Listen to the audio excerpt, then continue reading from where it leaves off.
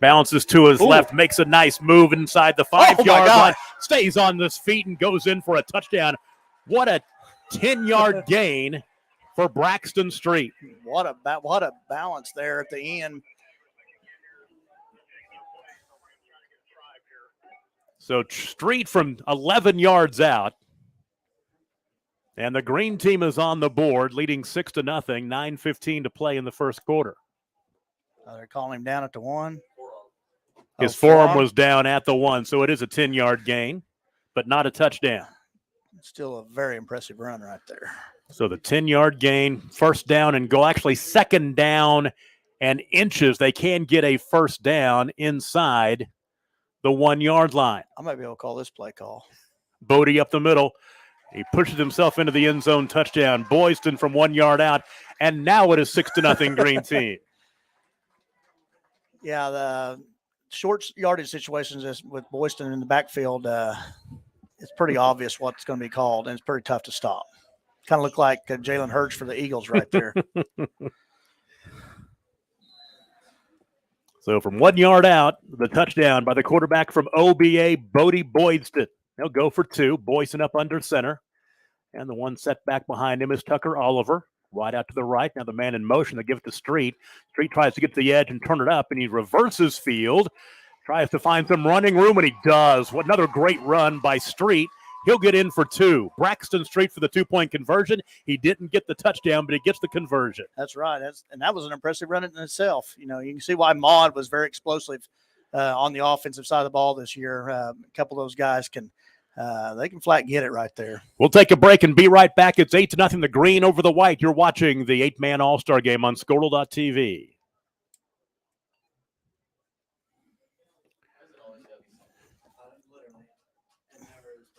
What's going on?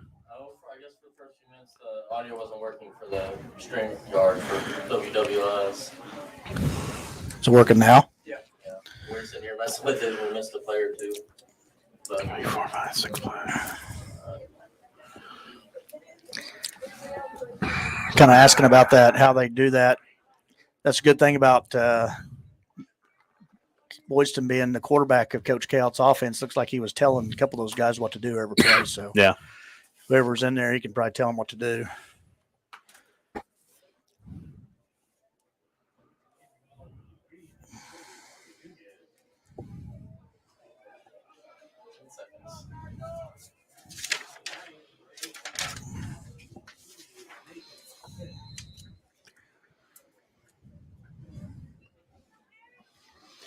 Pretty impressive opening drive for the green team. And the kick into the end zone, and the white team will start at their own 20-yard line, first down and 10. A 6-play, 65-yard drive. It took 3 minutes and 14 seconds off the clock, and it was Bodie Boyston from OBA pushing his way into the end zone, and then this run by Braxton Street for the 2-point conversion was electric as well after Braxton had a great 10-yard run from the 11 down to the 1. I'm glad he was able to contribute to the points on that drive. Exactly. So both his runs have been pretty impressive, so I bet he's going to get the ball a few more times this game. So this drive will start at the 20-yard line with 8:46 to play in the first quarter, and we see the white team for the first time. And the quarterback for the white team is Brody Shelby from Hollis. And on first down, hope he's going to call his own number. He fakes the give, and he'll be spun down right at the line of scrimmage. The tackle was made by Jarrett Butler from Mountain View Gotebo. No gain on the play.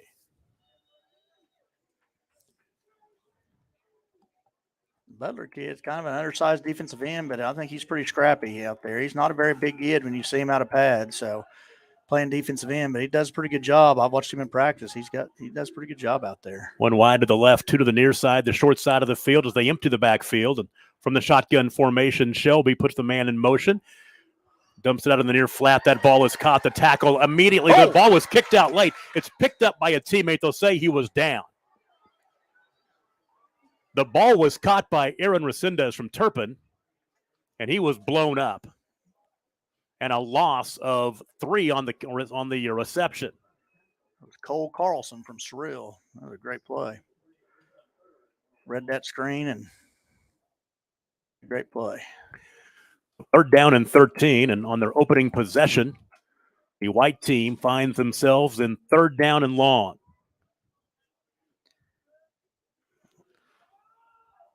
Just underway, 7.5 minutes to play in the first quarter. Green team on top, 8-0. Pass across the middle, ball's caught for a first down. And with some extra running room is Will Packner from Shattuck. That'll be a first down out across the 35-yard line. They'll mark it at the 38, a gain of 18. Shelby bought himself some time right there, made a nice throw. Going to go a little hurry up right here. That's tough to do in an all-star game. So first down and 10 from the 38-yard line. Shelby throws it up for grabs and overshot Cody Lane Pester from Sealing. Incomplete. Second down and 10.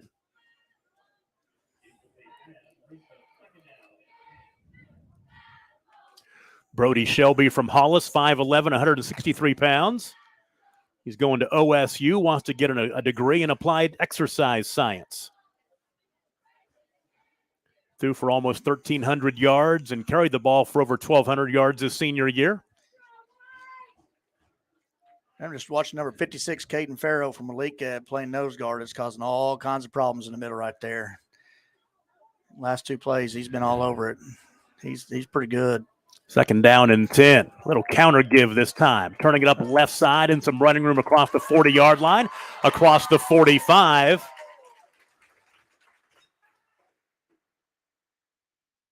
And that carry was Aaron Resendez from Turpin.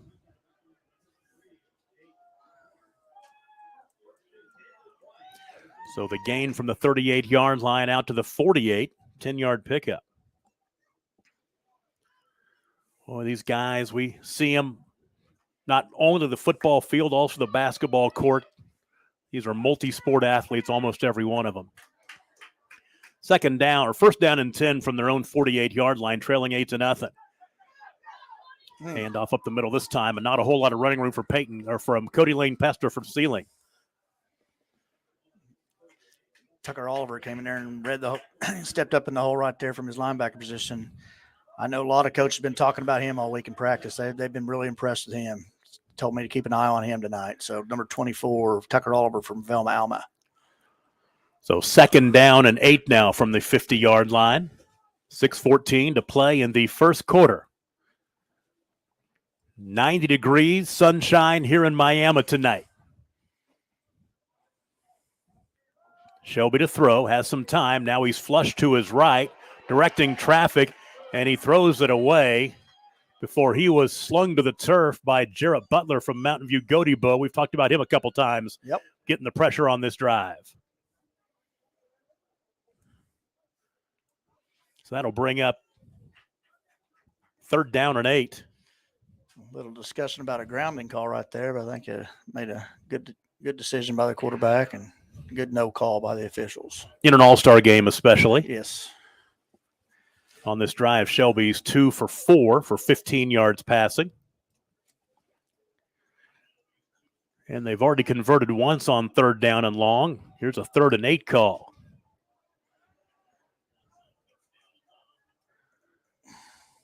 Quarterback draw. There's shut it down. And it's Butler again leading the way. So a loss on the play. Back to the 48-yard line. And that'll bring up 4th down and 10. And something you don't see in an all-star game very much is a punt. Will we see one here? I don't think we probably will. Like I said about Butler earlier, if you see him out of pads, he does not look like a defensive end, but he does a pretty good job down there. Uses his speed and his quickness to his advantage. Here comes the 7th play of the drive. 4th down and 10 from their own 48-yard line. Could be a little quick kick maybe. Nope. Shelby rolling right. Ooh. They're going to throw the flag. They will not. Oh. Pass was intended for Pester, and on the coverage was Jonas Manley from Waletka. And the green will take over. It's kind of like you, Tom. I kind of thought they might throw a flag. That looked a little early to me, but like you said, all-star game. And close enough. It wasn't good play. Going to let them play just a little bit here. So the green team takes over, and we'll probably have a new platoon in there. We'll try to get you everybody who's in there. I just know my stat sheet will look like gibberish by the end of the night. The goal is to start off well and go from there. Watch out for Prince Dway here, number 35. He'll give it to him. Nope, they're going to give it to the fullback this time and bouncing onto the left. And the carry is Dakota Sheffield from Tipton. And a late flag comes in, our first flag of the ball game. You got an all Tipton backfield, quarterback, both running backs, all Tipton kids back there in the backfield. And Coach White from Tipton is running the offense. So they're probably pretty familiar with what they're doing down there. Yeah, the gain on the play, but let's see. They're going to mark it off against the white team.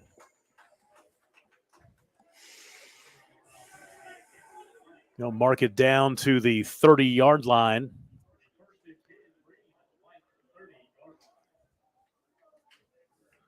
So we'll give him an 8-yard carry. And then the penalty on top of that marks it down to the 30. And the green team already marching. Quarterback for the green team this time is Dallas Chandler from Tipton. An unbalanced set right here. Right up the middle this time, and that's DeWay, and he'll get down to the 25-yard line. Prince DeWay from Tipton. Prince was named the Offensive Player of the Year in Class C last night at our awards banquet. And he'll gain 5 on first down. And he definitely looks the part down there.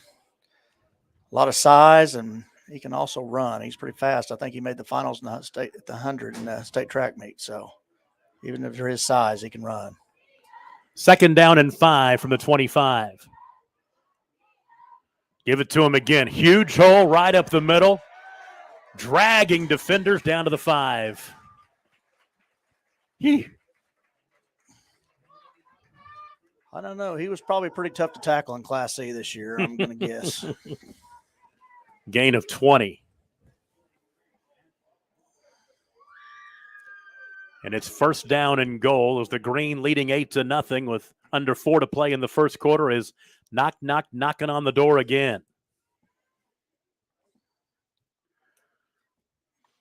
Chandler up under center. Give it to him. And Prince down to the 1. Upended. Guess you got to go low on him, right? Yeah. I think that's definitely the game plan. 2nd down and goal at the 1-yard line.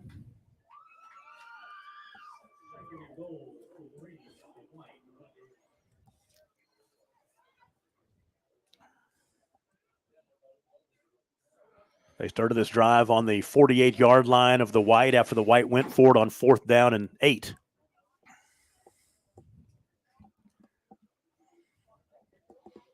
And right up the middle this time and spinning into the end zone for the touchdown is Dakota Sheffield from Tipton from 1 yard out.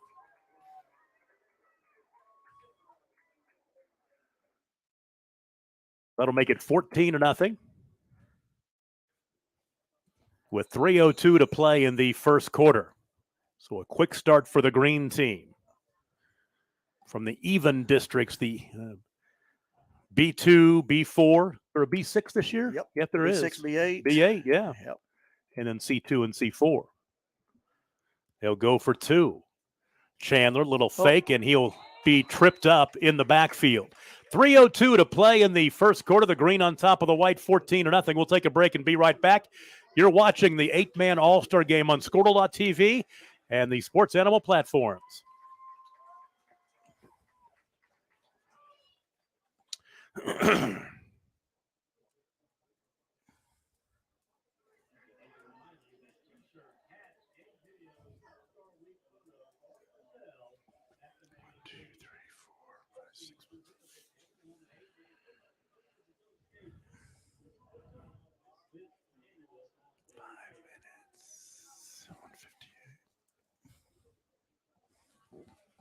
Tyler, Adam said, tell the camera guy move the camera. Adam just sent. Adam, get you. Yeah, I just saw it. Yeah, Okay. he was texting us too. Okay. What's up? We were having that audio call. When we were back with it. Okay. So I just now looked and saw it.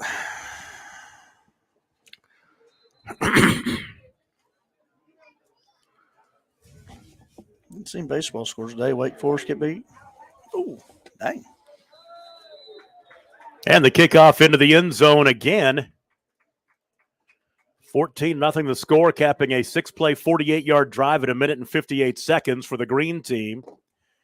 As Dakota Sheffield from Tipton scored from 1 yard out. And so the white team down by 2 touchdowns will try to put something together. Tom Nelson, Coach David Kerr with you from the 8-man All-Star game in Miami, Red Robertson Field at NEO. And for the second consecutive drive, we'll start from the 20-yard line. 3:02 to play in the first quarter. And for the white team, we'll see if we can get you up to speed on who's in there. Be the quarterback this time with some running room, busting free down the near sideline across midfield. That is Avery Wallace from Timberlake with a nice run. Timberlake Tigers being represented. Down to the 31-yard line, so a gain of 49 on the carry. That's what they needed. Yeah. They needed some kind of spark here. 49-yard carry, first down into, they're actually going to make it right on the 50, make it a 50-yard run as they mark it at the 30-yard line. So the green leading by 2 touchdowns, the white saying, not so fast, my friends. Wallace will take the snap this time, and he is going to hand off around the left side. Goes Jace Dunn from Waynoka. Waynoka had a great year this last year, and he's down to the 10-yard line. So he'll pick up 20. They did. Waynoka had a lot of success the last few years. Coach Allen's did a great job with them, and that kid. Again, they're running Coach Allen's offense too, so that kid's pretty familiar with what plays they're calling probably. 19-yard gain by Dunn. First down and 10 at the 11. As the East trailing 14-0 looks to get on the scoreboard. 2:40 to play in the first quarter. And Wallace with a high snap. Handoff. Try to find some running room. The give is to Caden Humphreys from Pioneer. And he'll get inside the 10-yard line down to the 8, picking up 3. Northwest Oklahoma boys getting some carries here in this drive. Boy, Humphreys put up some huge numbers for Pioneer. Yeah, he was pretty impressive this year. He had a great year. No doubt. Seemed like every time you read the paper on Saturday morning, he had like 300 yards rushing. Second down and 6 from the 7-yard line. Wallace will hand it off again. And there goes Humphreys to the end zone. Did he lunge to get to the end zone? He did. Touchdown. Caden Humphreys will score from 8 yards out. And the white team is on the board 14-6. Kind of like you said, Tom, the white needed that right there. Now we're back in the ball again. Have got a good game going again here. Caden Humphreys, boy, had a huge couple of seasons, junior and senior year for Pioneer. Put up some really gaudy numbers as coach alliterated.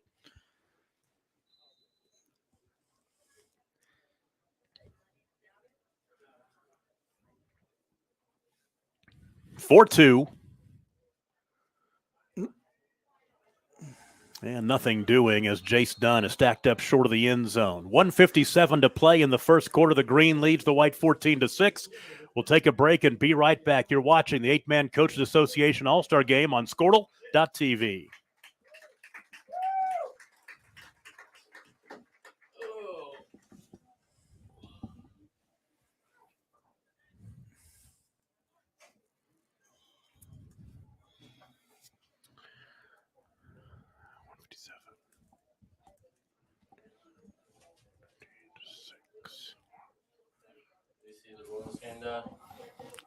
The 9-9, or they win. Where rookie got his first career hit on a walk-off.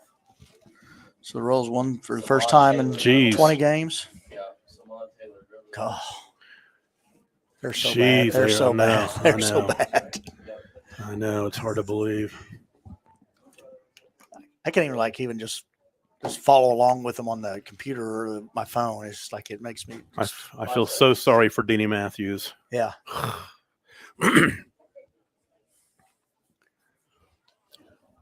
White with an 80-yard drive, just 4 plays in a minute and 5 seconds. Caden Humphreys from Pioneer takes it in from 4 yards out.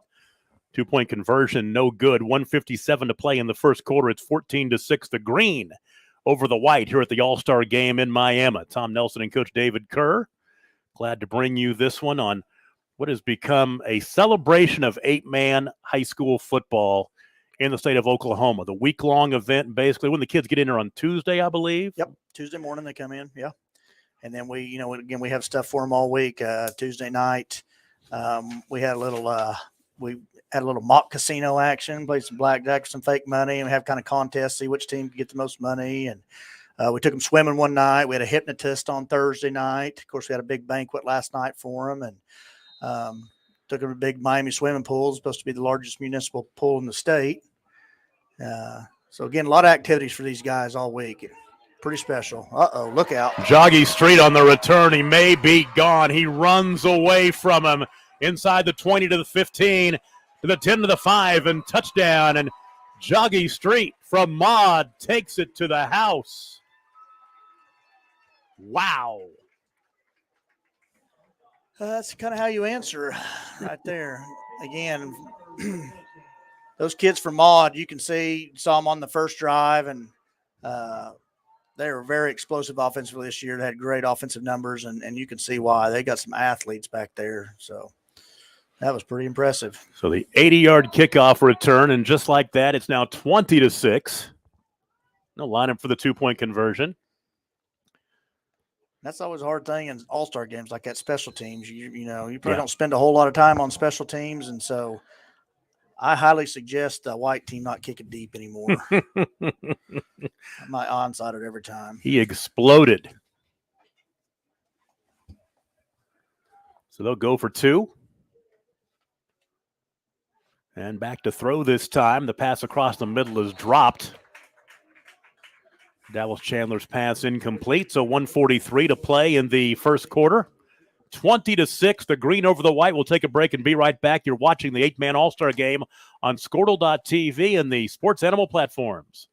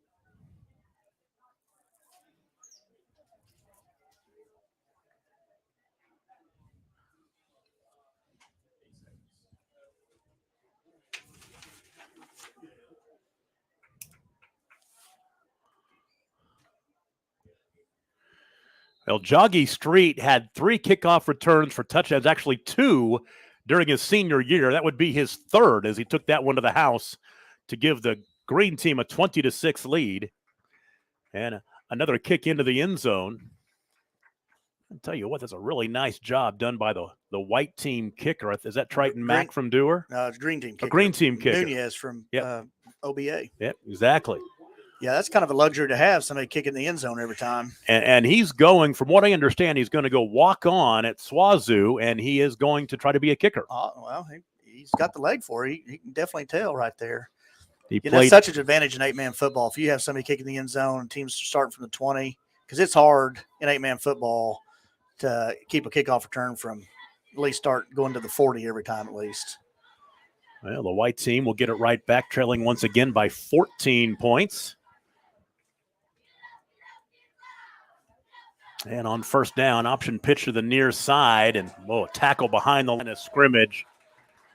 Looks like leading the way for the green team is Jared Butler from Mountain View Goaty Both. We had to vote for the MVP on the defensive side right now. We've called his name at least times. Yeah, he's making some plays. He did a good job slow playing that right there. He kind of made the quarterback pitch the ball and still got out on the pitch, man. He did a really good job right there. The loss in the play of 4. Tucker Oliver in there as well.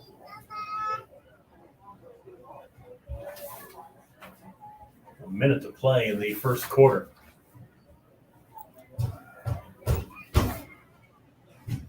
Back to throw this time is Shelby. Nearly intercepted, almost picking that one off for the green team is Jake Smart from Waurika. Shelby's just not having a lot of time to throw the ball back there. There's a lot of pressure on his face every time he drops back. So. They are putting the heat on him now. 3rd down and long again. 3rd down and 13. Completed his first 2 passes. He's 0 for 4 since then.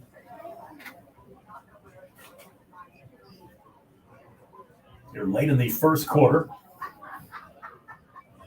of the Oklahoma 8-Man Football Coaches Association All-Star Game, the 50th annual event.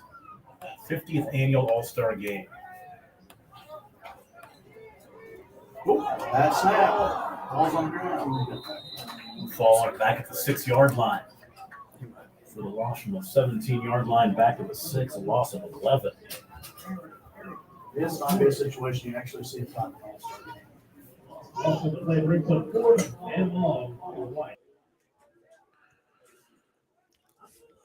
Man punting from his own end zone, which is not what you want to do either.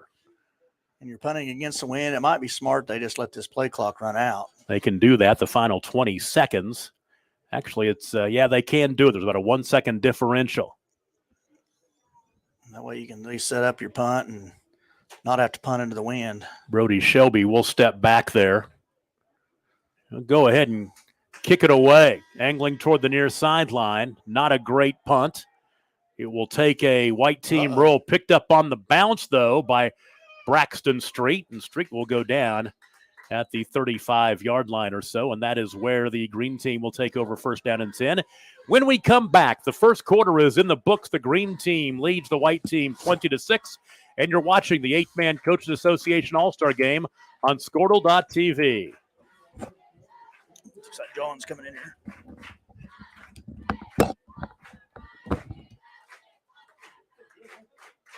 Hard act to follow. You better step up your game. You want to come back for a quarter in the second, the third quarter, whatever. You guys want to do it by quarters? He's going to rotate. I think Coach Smith's going to come. Oh, is he coming? Okay.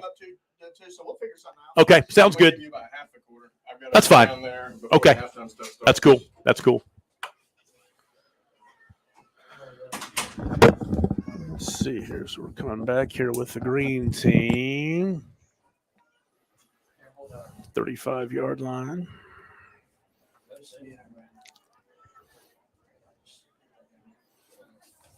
What's my job here, Tom? Do color. Am I Just, doing okay? just doing color, yeah. I don't know if you're going to ask me questions. We're going to talk over the game, or not really. you Just wanna kind of call doing the game? color. Okay. Yeah. Yeah. It's an all-star game, so we'll have conversations, but, throw in some color.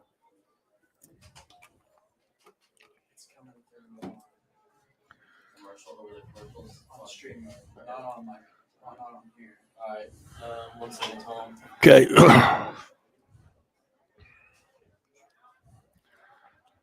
We start the second quarter in Miami. The green team leads the white team 20-6. They take over to start the quarter. 1st down and 10 from the white 35-yard line.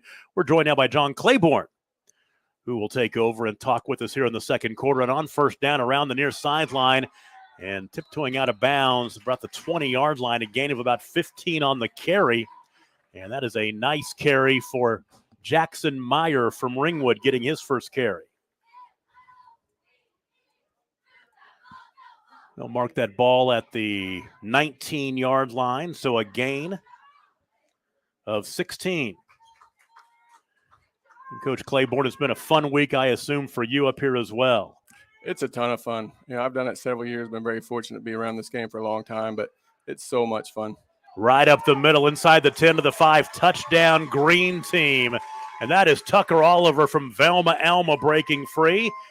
His second carry of the ball game. He had a 31-yard run on the opening drive of the ball game. That is from 19 yards out for the touchdown. And now 26-6, the green team is off to a quick start. These guys are getting after it. What offense. And the white team going to be behind the 8 balls. They've got to catch up. They've got to kind of try to keep up with them. Yeah, if you're going to let them score every possession, you better at least match it. Exactly right. And that's what makes all-star games fun, but you've got to go out there and do it if you're the white team. So they'll go for 2. Bodie Boyson, a quarterback from OBA. The 2 backs behind him, including Jackson Meyer from Ringwood. It'll be Boyson around the right side, and he'll accelerate to the end zone for 2. That'll make it 28-6, 11:49 to play in the second quarter. We'll take a break and be right back. You are watching the Oklahoma Coaches Association 8-man All-Star Game on Squirtle.tv. Mm-hmm.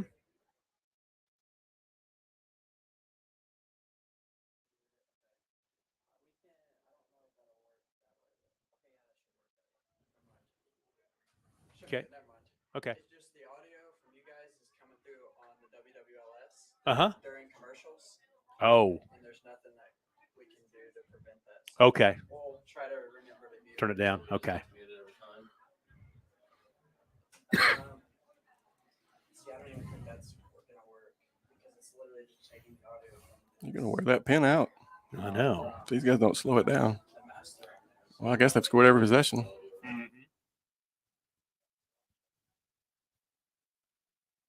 just need to eat some clock. Possess the ball a little bit. 2 plays. 35 yards. Okay.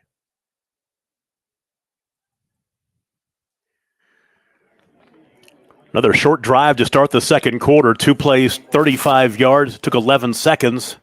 And the 19-yard touchdown run by Tucker Oliver from Velma Alma. The 2-point conversion by Bodie Boydston. 28-6, early second quarter here. Tom Nelson, John Claiborne with you at the 8-man All-Star Game. Here's a high kick. This one might be returnable, yes, from the goal line. And on the return for the white team, a good return. Exploding up the field is Nathan Smith from Balco. And can he take it to the house? He has one man to beat. Touchdown. 100 yards on the kickoff return. That's as long as you can go in high school. Anything in the end zone's a touchback. So he's tied the record for the longest kickoff return in the All-Star game. Can't beat that one. Harry Nunez, the kicker, had booted his 2 previous kicks into the end zone, but that going against the breeze a little bit gave him the chance for the return, and they took it to the house. Special teams are always interesting during our All-Star game. I mean, you're just here for 4 days. The players haven't played very much together. The coaches, don't know their kids yet. And special teams some kind of can be interesting, difficult, but it's hard to get all that in 4 days. And you just saw what speed can do. So we have 2 kickoff returns for touchdowns this ball game already. That's something you don't see very much either. Might be time for the squib. Put one on the ground and let one of the front guys have it. So the score is 28-12, and the white team will go for 2. The 100-yard return by Nathan Smith.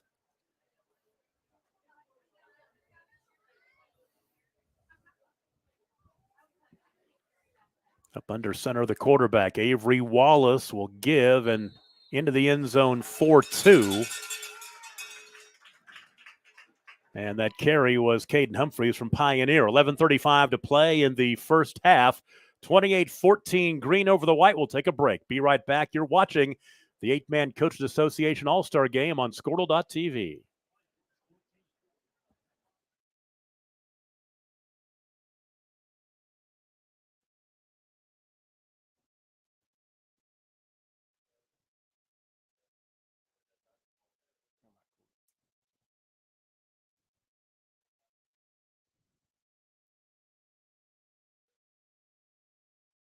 Did you play in this game in high school? I did in 1996. All right. Yes. Yes. Yep. We've been in 2 locations, although about it's been a while, maybe like 15 years ago. Miami had some real bad flooding. We Yeah. stayed here and practiced here, but we played Played the at game up at Commerce. Just once or twice, I think. That was my first year. My first game I broadcast was at Commerce.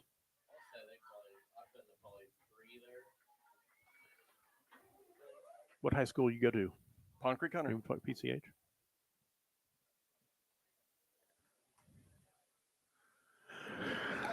Well, we've had 2 kickoff returns for touchdowns in this one. Lots of excitement and electricity. The 100-yard return by Nathan Smith. And then it was Caden Humphreys, the 2-point conversion. They're going to try for the onside kick, and it's loose, and the white team will cover it, although it came out late. I think the white team got it. Looking at the coaches' reactions on the far side, the white team got it.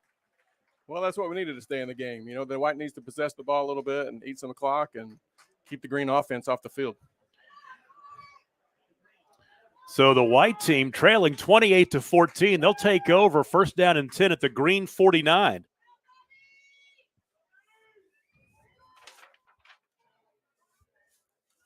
They start the drive in green territory with 11:29 to play in the first half. And Coach, this is you've been a big part of this All-Star game for a long time, since you played in it back in the day, back in the 90s. What's your great memories of this ball game as a player and a coach? My first one was in 1982. My dad coached in the game, and that was my first experience with the 8-man All-Star game. So I've done a few jobs here. I've been the ball boy. I think I kept chains once. Grew up and was fortunate enough to play in it and have coached in it once or twice as well. It's just a great event. It's fun. So many good kids here representing their schools and their towns. It's just fun to be around this much quality, and full rosters. It's fun. Avery Wallace in trouble, trying to make something happen. Nobody's open. Nobody was in a pattern, and you got tackled behind the line of scrimmage. A loss on the play back to the 44-yard line. He'll lose 7. Speed and skill kills. You get the ball outside, you can go. I think another difficult part of putting together a team in 4 days is offensive line. Yeah. You see that in All-Star games. I mean, took a big loss. 2 green linemen were back there quick. It takes all season sometimes for an offensive line to gel. It's really hard to do it in 4 days. I know you're seeing it. Just got up here for the first time. We saw in the first quarter that the green offensive line dominated that first quarter. They were getting back there in a hurry. So now 2nd down and 17. And we've seen a lot of 2nd and 3rd and longs, and now a timeout. As Avery Wallace, a little frustration, can't get on the same page. So we'll take a quick break. 10:27 to play in the first half. The green leads the white 28-14. You're watching the 8-man All-Star game on Squirtle.tv.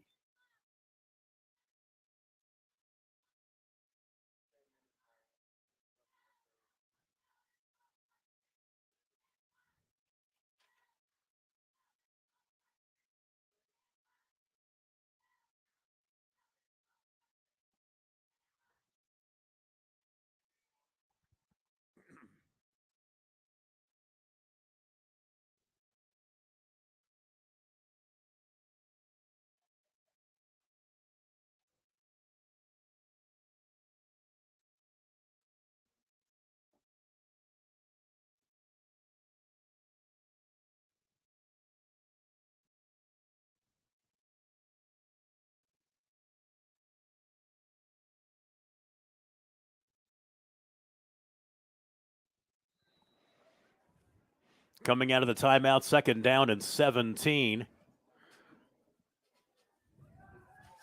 And trying to find some running room is Wallace from Timberlake. And he will get the 7 yards back to make it 3rd down and 10. That was a nice look. That was a little quarterback counter there. Faked the handoff, had a misdirection, had the guard pulling back and leading him through the hole. A couple good blocks there. So now 3rd down and 10, a little more manageable than what 3rd and 17 might be. It does. It changes the play call. Might even be 2-down territory, and they probably know that already. Yeah, in this All-Star game, it's always 2-down territory. I think we're going to find out. They have punted once. Little quick kick on 3rd down and 10. Trying to find, that is from Pioneer, Caden Humphreys. And he'll get a pretty good chunk of yardage there. Now a late flag comes in behind the play. Humphreys down to the 42, which would be about 3 or 4 yards shy of the first down. They'd definitely be going for it, but let's see what the penalty is. I think we're going to have 2 fouls. I think the first foul was a holding on the edge. That was an outside zone play. Looked like the tight end did a pretty good job of holding the defensive end there. And then another flag came in late from the white hat. Not sure what that was behind the play. Talked about this with Coach Kerr in the first quarter, and this broadcast is dedicated to Coach Thompson, Michael Thompson, who was the executive director of the 8-Man Coaches Association for so long, who passed away a few months ago, our first All-Star game without him. And I tell you what, a big hole that will never be filled with Coach Thompson. No, so strange walking these hallways and going to our meetings and banquets this week and not hearing his voice. Or, you know, he was our director forever, so he would divvy up the chores and delegate to us. And I'm just used to him telling me, hey, we need this, go to Walmart. We need this, go to the trophy shop. And Coach isn't with us anymore. It's not here. So it's been really unusual this week in that sense. Two fouls. The personal foul against the East will be marked off. So give Humphreys an 8-yard run, but then the penalty will mark it back to the 42-yard line. And they'll get third down over again.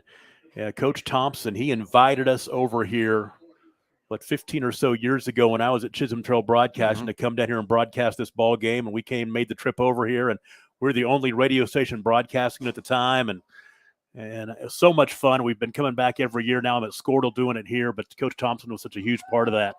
Wallace flips it ahead, running room, first down, and a little bit more. Is there a late flag? There is. A couple of flags. As Connor Cox from Canton with the catch and run. There is laundry, including hats, all over the field back near the line of scrimmage. I guess that means he only brought 1 flag. If he's going to throw his cap, he was out of flags. That means it must have been really egregious, whatever it was. So the white team will go backwards again. That was first down yardage right there as well. Yeah, those are just drive killers. No excuse for a personal foul in any game, in any situation. Talked about in the pregame with Coach Kerr about how, to me, and I've seen about 15 of these, this All-Star game, there's a level of competition that you don't see at All-Star games a lot. I think these kids, a lot of them playing their last high school football and most definitely their last 8-man game, they leave it all on the field in this ball game. We've seen some great ball games and some tempers flare a little bit. Yeah, it's a little bit different than the 11-man All-State game where that's 8 classes of football. You know, those rosters are comprised of 8 different classes. So, you've got Class A guys playing with Class 6A guys, and they don't know each other. Here in the small school, these guys are all 2- and 3-sport athletes. They've been playing against a lot of these guys since the 5th grade. So they know each other really well in that sense. There are some rivalries out here, and they find out sometimes they're going to make friends and play beside those guys. But, yes, these guys know each other really well. Wow, they're going to mark off multiple penalties here against the white down to the 13-yard line. So they mark off 30 yards in penalties. And so now third down and half of Miami basically to get the first down.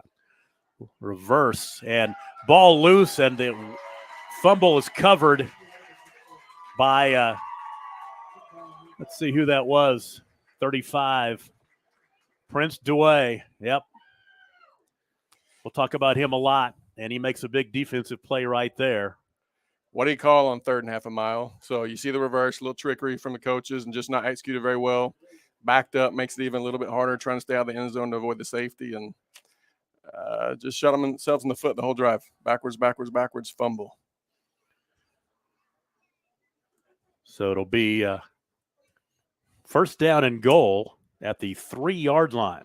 Boy, talk about the great field position the green team has had. This is by far their best start, starting at the 3 with 9:10 to play in the first half. They lead 28-14. Quarterback for the green team. Who's lined out? It's Street this time. Direct snap to him, and boy, he's hammered at the line of scrimmage. Wow, really good job by the D. That was an unbalanced line with two heavy fullbacks just going to run ISO right at them, and they stood their ground. Rowdy Hoy from Pioneer with the big stick, no gain.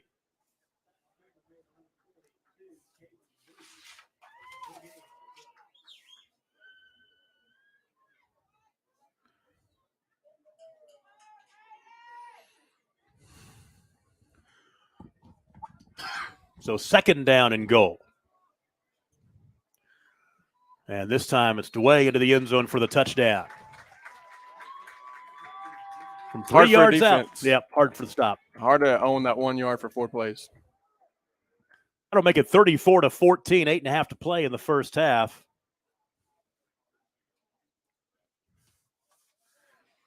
As the touchdown princed away from Tipton.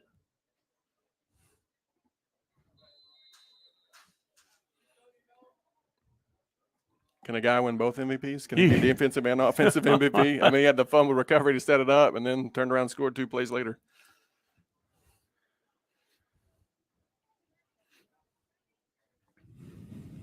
They go for 2. The quarterback up under center for the green team is Dallas Chandler from Tipton.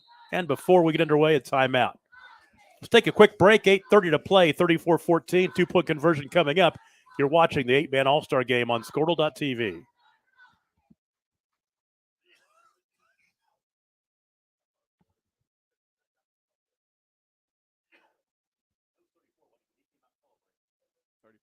Yeah, the way.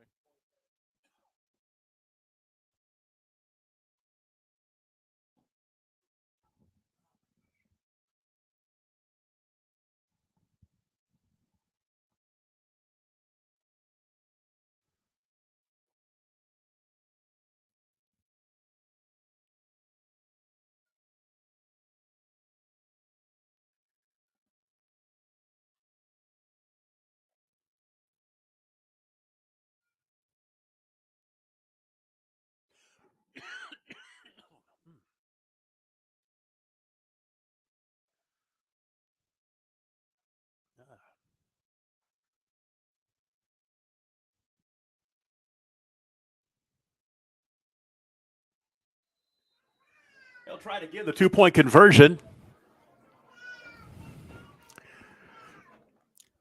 Counter this time, and nothing doing as Sheffield is tackled behind the line of scrimmage. So now 34-14. Green leads by 20.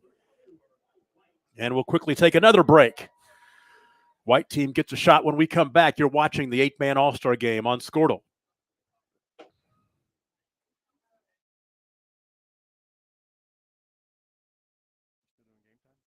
What's that? Are you still doing game time? How's that going? Oh, it's been really good. Really good. You have to put all that stuff in the can all week? I mean, do you go in the studio and do all that pre-recorded I stuff? I just record stuff from home. I've got to set up at home in my office and just knock out stuff all the time. Yeah. Yep. Just the 1-yard play. One play.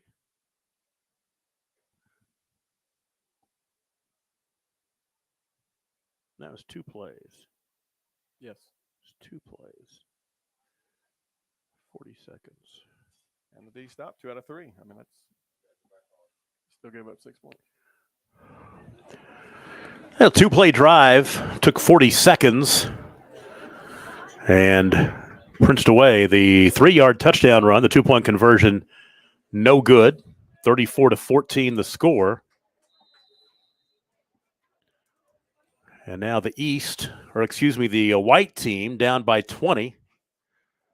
Once again, they've got to keep up. They got to put something together. They scored twice, the 4-play 80-yard drive and then the kickoff return for the touchdown.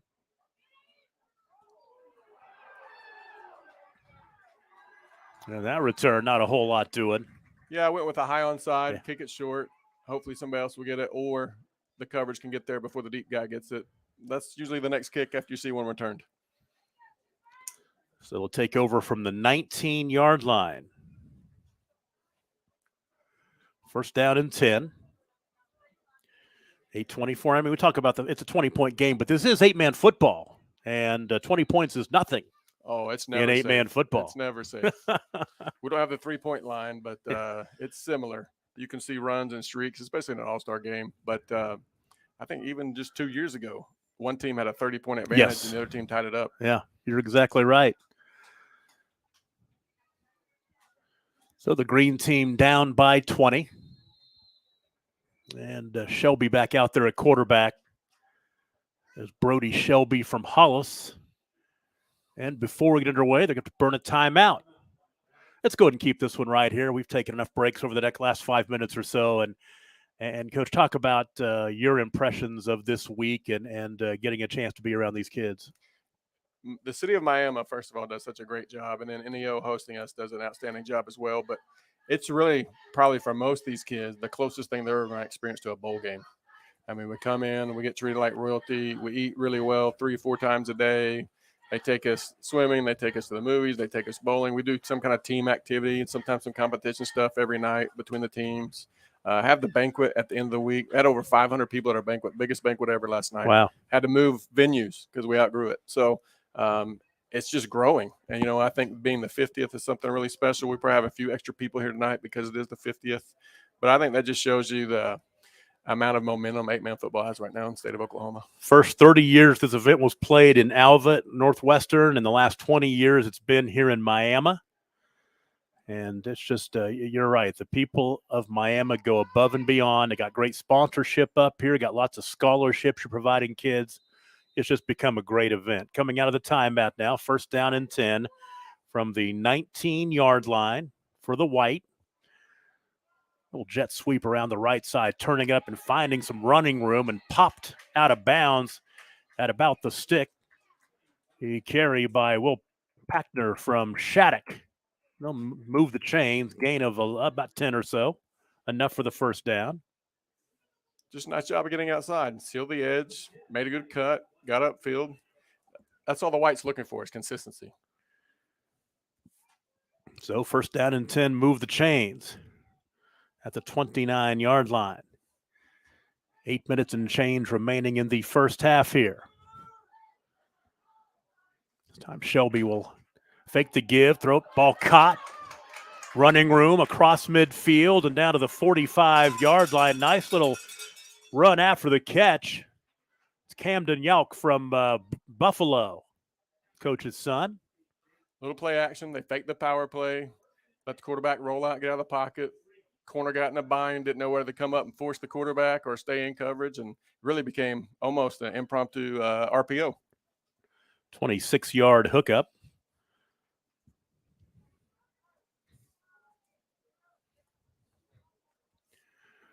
And the White team in the green team territory at the 45-yard line.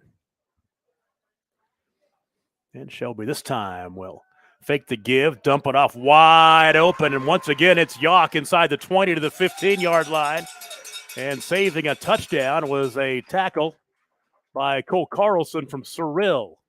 The exact same play. They just flipped it. Yep. Same play action look, same rollout, get the quarterback out of the pocket and hit the go route on the sideline.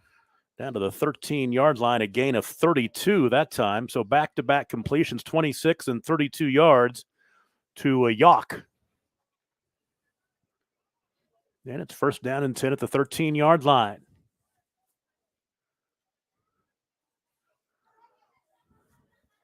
Camden Yawk from Buffalo. And inside the 10-yard line of the 9. It's a nice little package. It's a series. They've faked the power the last 2 times, loosened them up, and then they actually ran the power. So it's been the same look 3 plays in a row with different ball carriers. That was Resendez's second carry of the ball game. That time good for 4 to bring up second down and 6. Aaron Resendez from Turpin.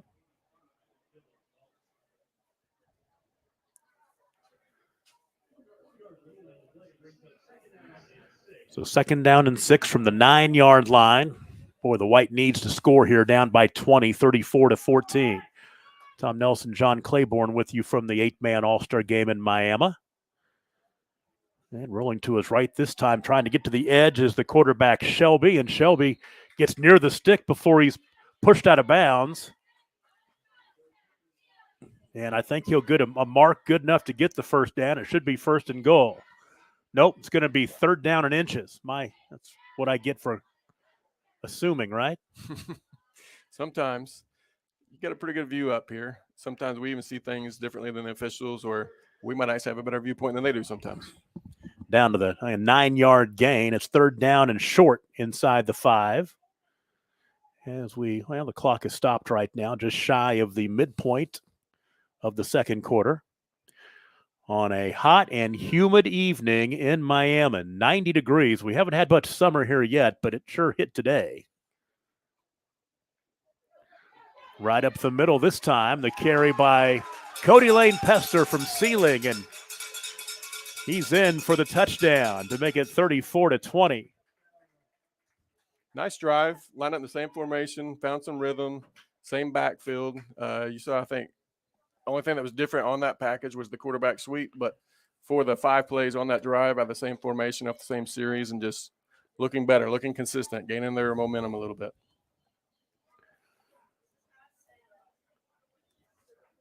So a 2-point conversion could get it back to 12 right now. It's a 14-point game, 2 touchdowns. Like I said, the white team, they needed to score because they are not stopping the green team at all so far. Shelby this time rolling to his left, back left corner of the end zone. It's intercepted. Picked off by Joggy Street from Maud. We'll take a break. 6:15 to play in the first half. 34-20, green over the white. You're watching it on Squirtle.tv.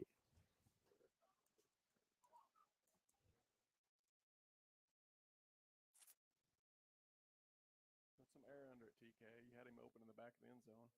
Don't short arm it.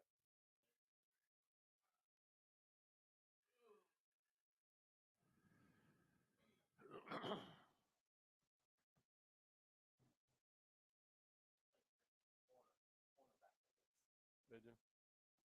I did too. I played defense.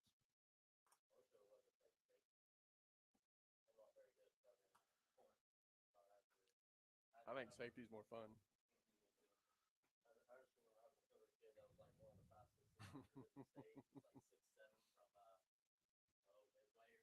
Yeah.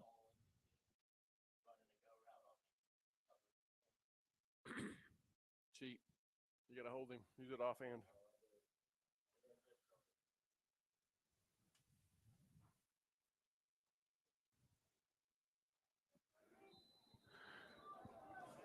Now the white team scores on a 5-play, 81-yard drive in 2 minutes and 9 seconds.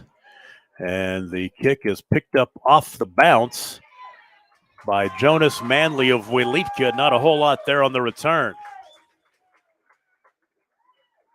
The tackle made for the white by Rowdy Hoy from Pioneer.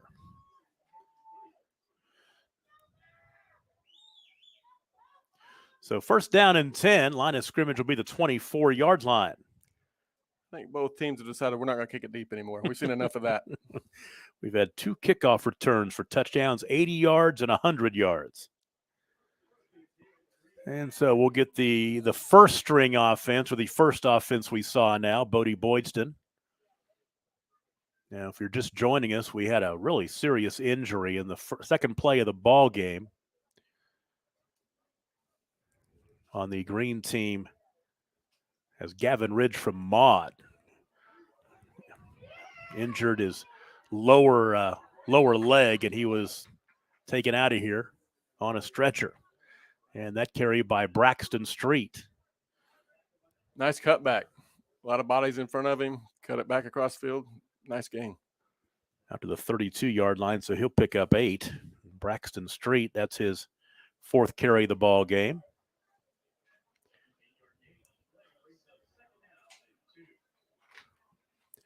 So 2nd down and 2 with 5.5 to play in the first half. A lot of offense so far in this one. Boydston hands off this time, and a 1st down carry out across the 35 to the 37 for the green team's Tucker Oliver from Velma Alma. For Oliver, it's his 3rd carry of the ball game. Hard-nosed fullback. You don't see many of those guys anymore. That's kind of a outdated position, but he's runs with low pad level. Pretty strong-looking kid. 4-yard gain. He's got 54 yards rushing on 3 carries. First down and 10 from the left hash. You don't see a lot of fans sitting across the way. They're all on the near side and the new stadium side and in the shade. Some nice running room on first down across the 40-yard line to about the 43. As carry that time by Street. Take it back. That's Braxton Street. And he'll pick up 6. Ball resting at the 42-yard line. Haven't had too many long time-consuming drives so far in this one. The longest drive's been a couple of 6-play drives. There's a little bit of running over the middle for the first down and a couple of yards more. And it's Bodie Boyson on the carry, the quarterback from OBA. Boy, I tell you, I had a chance to see him play 2 or 3 times this season, and he's so impressive. They had a great year. Oh. I imagine he was a big part of it. Oh, no doubt about it. I hadn't seen him play live until today, but I was able to be around him a little bit in practice. And, man, I didn't realize he was so big until I stood next to him. He's definitely been in the weight room. Comes from a great family. His dad's the military, the Air Force. I think it's the Air Force. I might be wrong about that, but he's a military guy. Good people. First down and 10. Give this time for a couple of yards to the 50-yard line. Carry that time by Jackson Meyer from Ringwood. He'll pick up 2. A couple of carries for Meyer in this one. Yeah, and I don't know if this has been brought up yet. Maybe it has by Coach Kerr, but Jackson is the grandson of a gentleman that played in the very first game. Wow. The very first 8-man All-Stars game. So grandpa played in the first one, and grandson's playing in the 50th. 50 years ago. They're going to honor some of those kids from the first game at halftime. Boyson dives across the 45-yard line.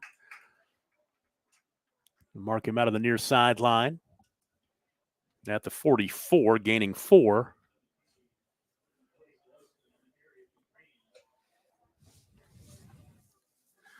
So it'll be 3rd down and a long 1, almost 2.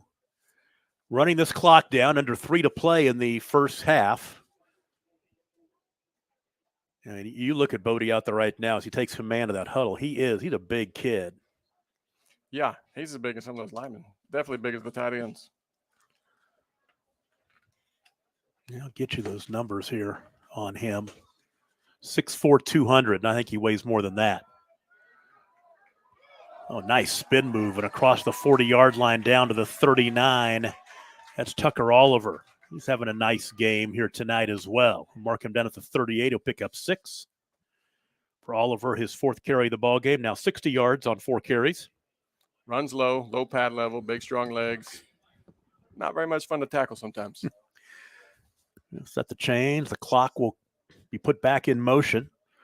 Green team would love to just march this thing down the field and score in the final 20 or 30 seconds of the first half. They lead 34-20.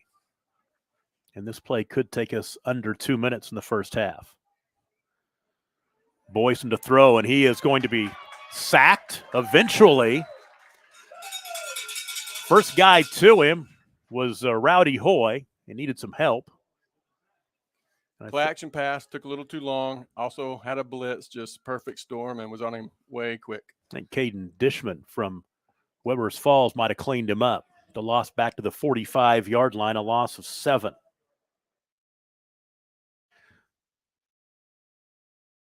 And Coach Claiborne's going to leave us now because he's got to be a part of the halftime festivities. So we appreciate your time. Hopefully see you again a little bit later on.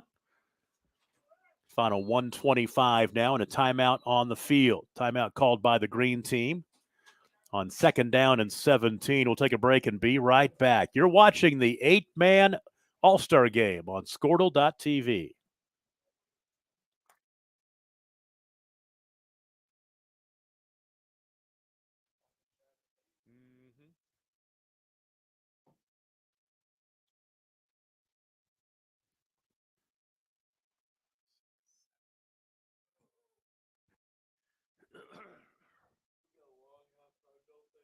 Yeah, they do. It'd be like maybe like a half hour or so.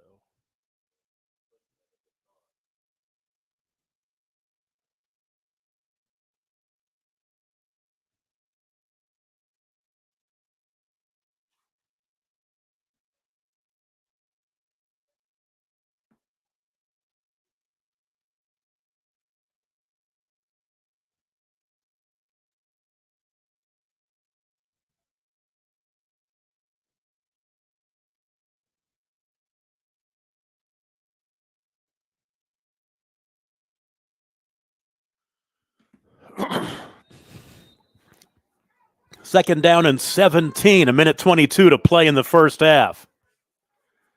Boyston from the shotgun, low snap, he picks it up. Has time, now flush to his left, he can run. And inside the 40-yard line down to the 37.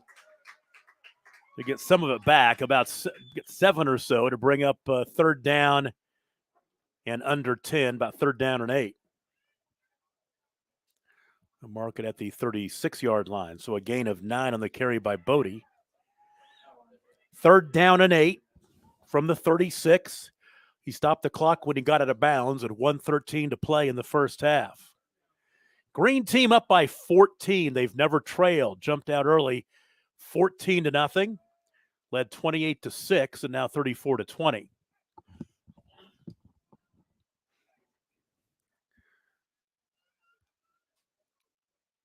Boyston this time wants to throw.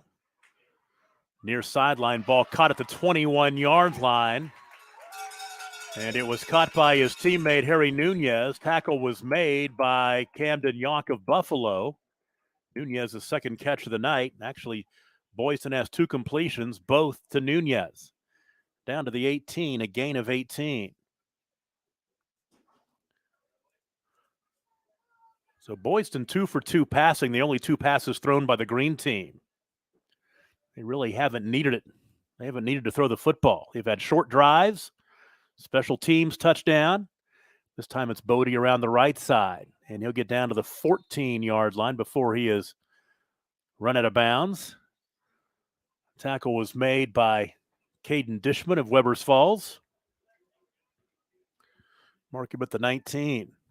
Take it back, Malcolm at the 14-yard line, a gain of 4. Clock stopped at 41 seconds.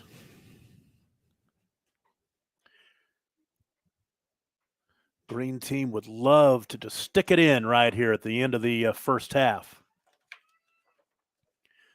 Get a chance to equal or possibly take their biggest lead of the ball game. Their biggest lead was 28-6, 22-point lead.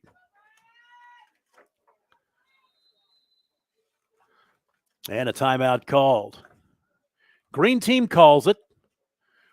We'll take a break and be right back. 34-20, Green over the White. It's the 8-man Coaches Association All-Star Game.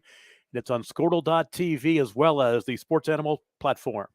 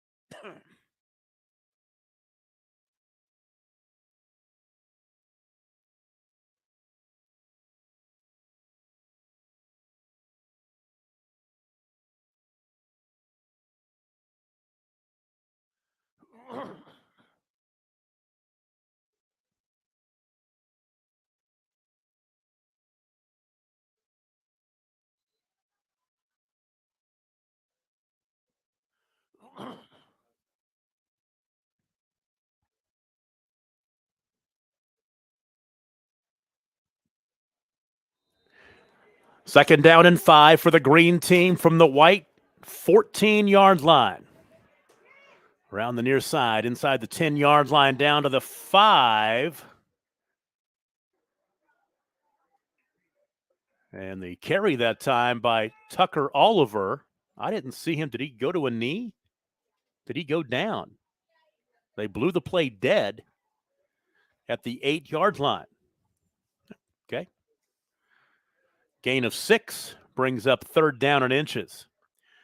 Still pretty premature to talk about this, but I'll go ahead and do it since I've got the information in front of me. Highest scoring 8-man All-Star game in 2017, 93 points. The Green beat the Gold 53-40 that year. We're off to a pretty good start here in this one. Around the left side, Braxton Street gets the first down and did not get out of bounds. They'll stop the clock while they set the chain. It'll be first down and goal. Clock back in motion. Empty backfield. Turning it up and into the end zone's Oliver. Tucker Oliver from Velma Alma. He's had a pretty good ball game, over 60 yards rushing. He scores for the first time as he scores from 4 yards out. That'll make it 40-20. And that by far the longest drive of the ball game. They took off exactly, let's see here, 5 minutes and 53 seconds. And the 2-point conversion. Trying to get to the edge and diving into the end zone. Did he get in? The flag flies. It might have been a hold. Braxton Street with the carry.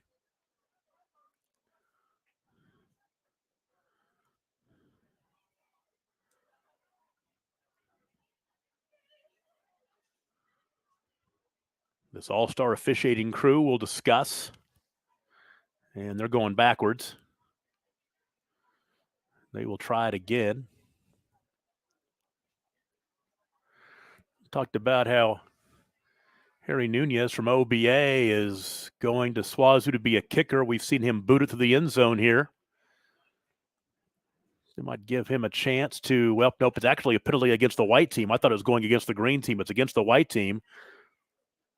They'll try it again from half the distance. So they will go for 2 from half the distance, a shorter field.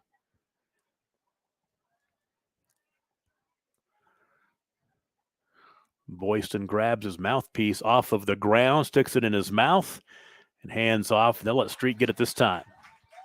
Take it back, it's Oliver. Tucker Oliver scored the touchdown, and now he gets the 2-point conversion run.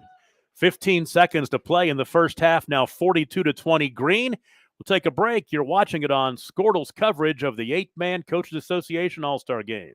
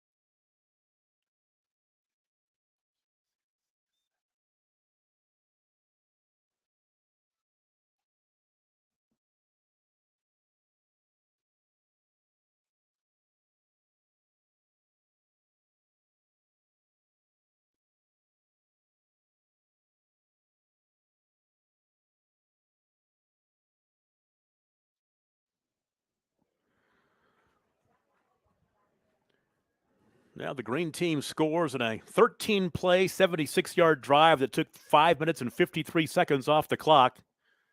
A touchdown run by Braxton Street from Maud. The 2-point conversion run was by Tucker Oliver.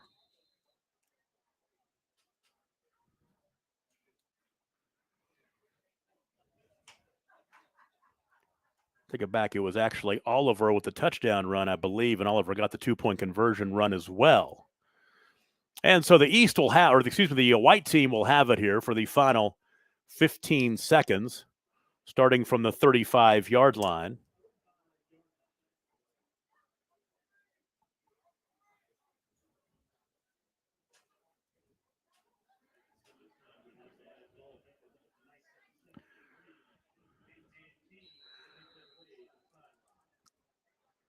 And I would imagine the East squad here, or the the white team, They played East and West this thing for years back in the day, but it's been green and gold and now green and white for a long time. For some reason, I got East stuck in my mind, but it is green and white now.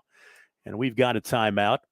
Let's give you a chance. We'll go ahead and get a chance to talk about the All-Star cheerleaders who are performing here tonight as well.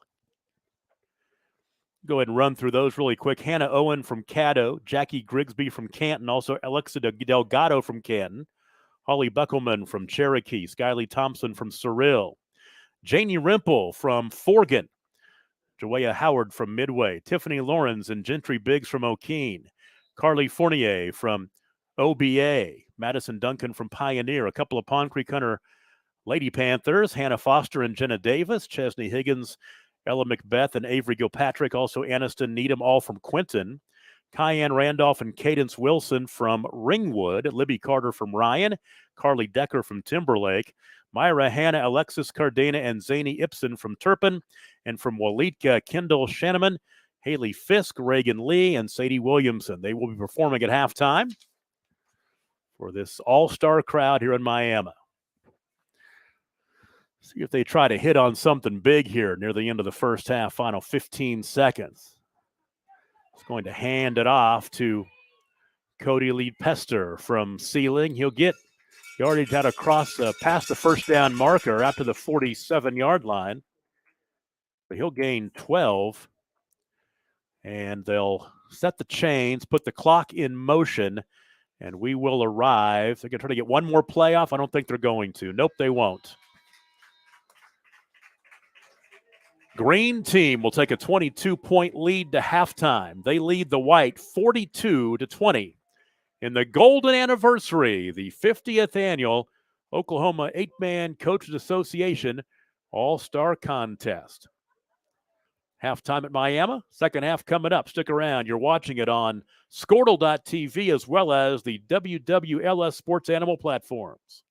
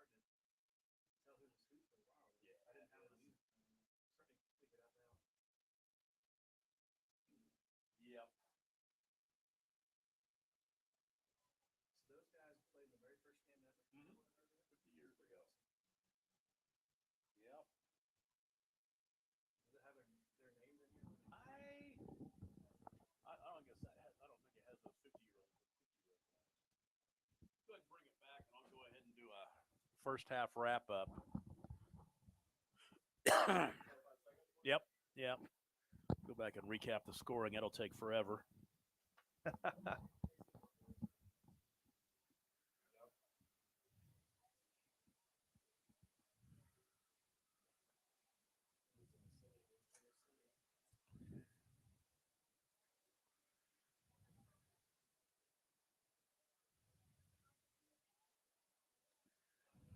Halftime in Miami. Halftime in Miami. The green team leads the white team 42-20. Let's go back and recap the first half. Go back and check out the scoring, and there was a bunch of it.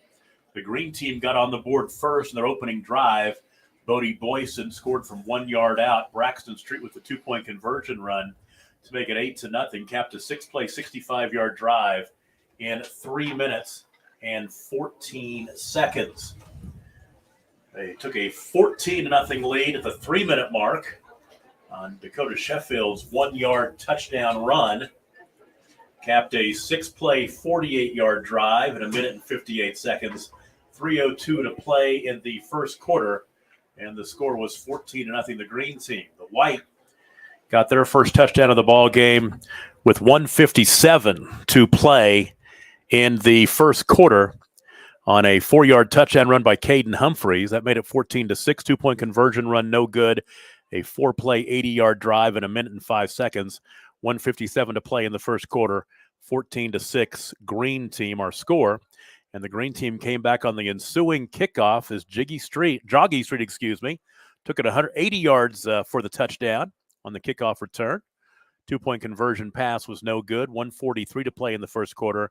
It was 20-6, and that was the score at the end of the first quarter. The green team on top. Green team pushed their lead to 28-6 early in the second quarter on Tucker Oliver's 19-yard touchdown run. Bodie Boyson with the 2-point conversion. Capped a 2-play, 35-yard drive in 11 seconds, made it 28-6.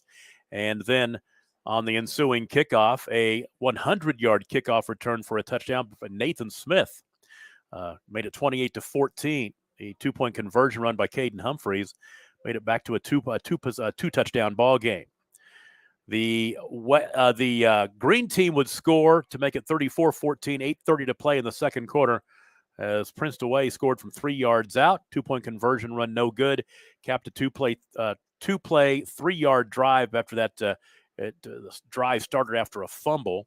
40 seconds off the clock made it 34-14.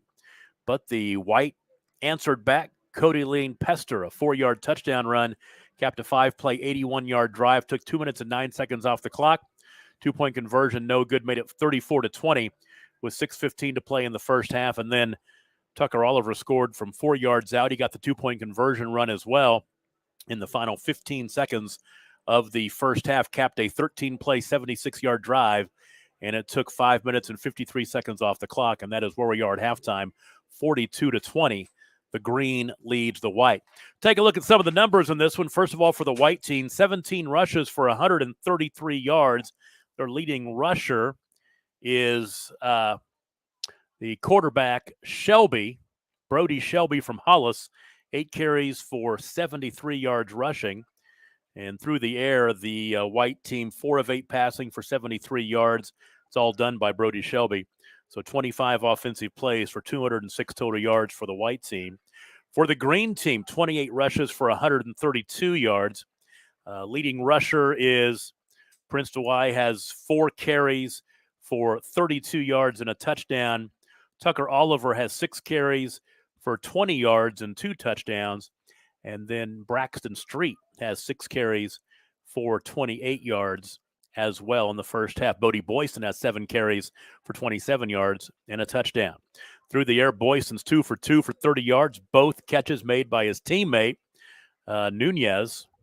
So the offensive numbers, 132 on the ground, 30 through the air, 30 offensive plays for 162 yards. As we said, those 2 catches made by Harry Nunez for OBA. So scored halftime 42-20. And we're just about ready for the second half. And speaking of OBA, Jay Mendenhall will join us here for the third quarter. And, of course, Jay does about everything at OBA. He's now the head boys basketball coach at OBA. Of course, you've Been on the football sidelines for a long, long time, head coach, assistant coach, and now you're taking on the basketball realm. I mean, why not? May as well do it all, right? That's right. No, yeah, I'm excited to get to do that, and big part of that was Coach Burrow staying on, and then the biggest part is Greg Schamberg, Yeah. longtime NOC coach, coming on. So I'll try to listen to him and do whatever I can. How did you get Greg Schamberg back on the sidelines?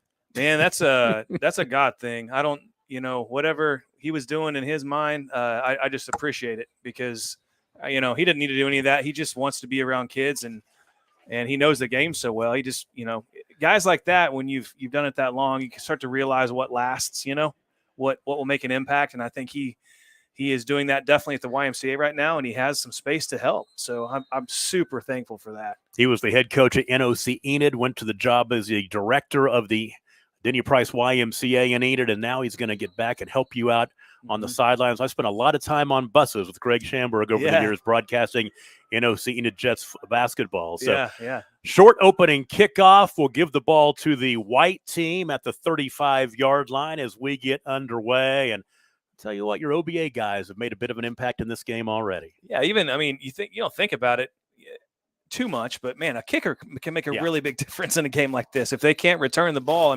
all these guys are so electrifying. Anyone can take it to the house. So Nunez there, obviously the two big conversions on third downs to Nunez, Bodie there making it happen. So I saw that quite a few times. In fact, the Ringwood coach looked over at me, Coach Schmidt. He said, "Hey, seen that a few times this year." And I was like, and I bet everybody else in your district's going to be glad they don't have to see it anymore. Right. So first down and 10 from the 35-yard line, and rolling to his left and going back to his right is Wallace from Timberlake for a short gain. Avery Wallace had a great career at Timberlake, a flag on the play after the 1-yard pickup. Tell you what, Prince Dway is an animal. Oh, he just he's going to make any tackle he wants, and he's going to be really hard to bring down, especially in the third and fourth quarter when these guys get tired. Yeah, there is no doubt about it. You talk about kids getting tired as well. 90 degrees, the humidity you get in northeast Oklahoma. It's going to be a long night. The personal foul actually offsetting. And the flag has looked like that all day. Yeah. And we talked about this in the first half. In this All-Star game in particular, I see more personal fouls in this All-Star game because these kids are more competitive than you're used to seeing in All-Star games. Yeah, they really are. There is no love lost down there. And there's been 3 or 4 of those because they really do want to win. So first down and 10 from the 35. We'll do it again. Off to Humphreys from Pioneer. Caden will pick up about 5 on first down. This is 8-man football. 22 points isn't much. Nope, it's really not. And if I'm the white team, I'm doing that right there. Caden Humphreys is a stud, and he needs the ball a little bit more this half. I saw him in the K101 game have a great run. He is strong and tough to bring down. Caden Humphreys from Pioneer. That's his 4th carry of the ball game. 4 carries for 25 yards rushing. And it's second down and 5 from the 40-yard line. Tom Nelson and Jay Mendenhall with you. Pride of Fairview, former Yellow Jacket. Now Wallace wants to throw. Ball caught at the first down line to gain, and that catch was made by Connor Cox from Canton. He's a good-looking kid, isn't he, Tom? Yeah, he is. Is he going to Southwestern? Is that what I heard? I'm not too sure. Maybe playing tight end. Someone told me that. He looks like he could be a tight end to the next level. Yeah. That's Wallace's first completed pass of the night. That's one thing at Timberlake. They ran the ball so much. They didn't have to throw it that much. Boy, he had some weapons. Merrick Judd. Yes, sir. Was a great weapon at Timberlake. Merrick, I believe, is here. I think he made the team. I don't know if he's on the roster, though. He might not be playing. I think I saw him in the program, though. Yeah, I did too. Near side, here goes Wallace. And he took a hit and kind of went right over the top of Tucker Oliver from Velma Alma. Gain of the 50-yard line. Oliver's another kid that's really impressed me this game, Tom. We scrimmaged him before. Actually, we scrimmaged Tipton and Velma in the same scrimmage. Velma made the semis in Class B, and Tipton won it in Class C, and that was a bruising scrimmage. And man, that kid is impressive, offensively and defensively tonight. So it'll be second down and 5. The ball right at the midfield stripe, just underway in the third quarter. 9:45 to play. white team down by 22, trying to put together a good drive to start this third quarter and get some points. Handoff this time, bouncing off the right side. That's Jace Dunn from Waynoka. Had a great career at Waynoka. Another one from up in the northwestern part of the state. Stop was made by Insminger from Pond Creek Cutter, Ethan Insminger. A gain of 3 down to the 47-yard line. I know this isn't new, but strong Northwest flavor in this game. And Yeah. in the awards last night, too. Talk about those in a second. Used to be back when I first started broadcasting this ball game back about 2008, 2009, 2010, whenever that was, as we see Wallace going down after a very short game, give him a yard. The way the districts, the even and odd districts, most of the Northwest Oklahoma players were all on the same team, it seemed like, just the way the districts laid out. Yeah. And boy, those they a lot of Northwest Oklahoma pride. Yeah. They won a lot of those games. I like this format. I mean, it might be frustrating for the coaches to have to try to figure out when they don't know someone from the east side of the state, but this evens that out a little bit with the district numbers. Yes, no doubt about it. 4th down and 2. They'll go for it. And Wallace, this time the ball is loose in the turf, and that'll end the drive. He was trying to hand it off to Dunn and missed the connection, and that will end the drive. And the Green will take over at the 48-yard line. It's the third or fourth time they put it on the turf, the green or the white team, and Green is taking advantage. And like you said, 22 is not that much in an 8-man game. And really, that's the difference in 3 different possessions is fumbling at a key time. Even if they didn't get it back, it was at a third or fourth and made it either a 3rd and long or that 4th and short there when he actually maybe could have got that 2 yards. Well, so the Green team will take over just shy of the midfield stripe. Back to the Tipton backfield. You betcha. State champions Tipton. He fumbles the opening snap. That's how you get back in it right there. Yeah, this goes back to the white team. That happens in an all-star game as well. Yes, it does. The misconnection on the snap. They'll give it right back. So the first one wasn't a fumble. It was downs on 4th down coming up empty. That's a fumble. Yes.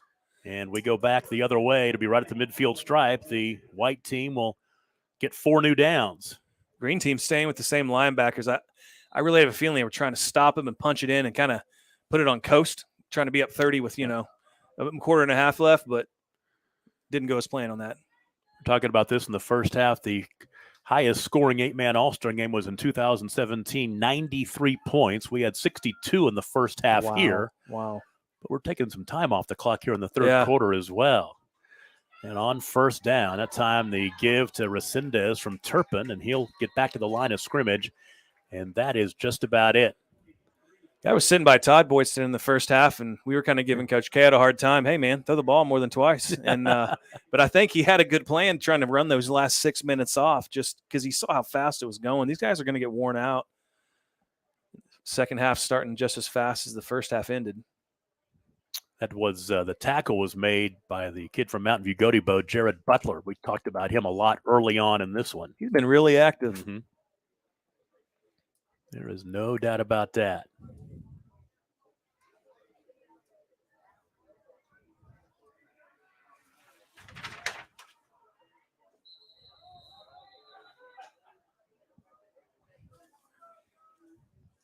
So the flag will fly 5 yards against the white team, and you see that quite a bit in an all-star game as well.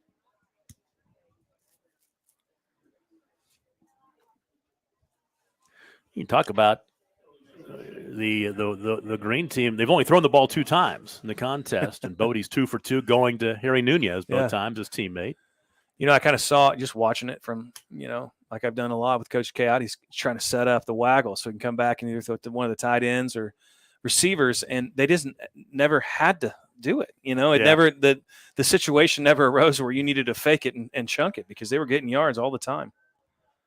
And actually, the one time they did it, Pioneer kid, Rowdy Hoy blitzed off the corner, perfectly timed, and got him on a sack. Well, Brody Shelby is the quarterback for the white team, and he shows his arm right there from Hollis. And in the first half, he was actually 3 for 7 passing for 68 yards.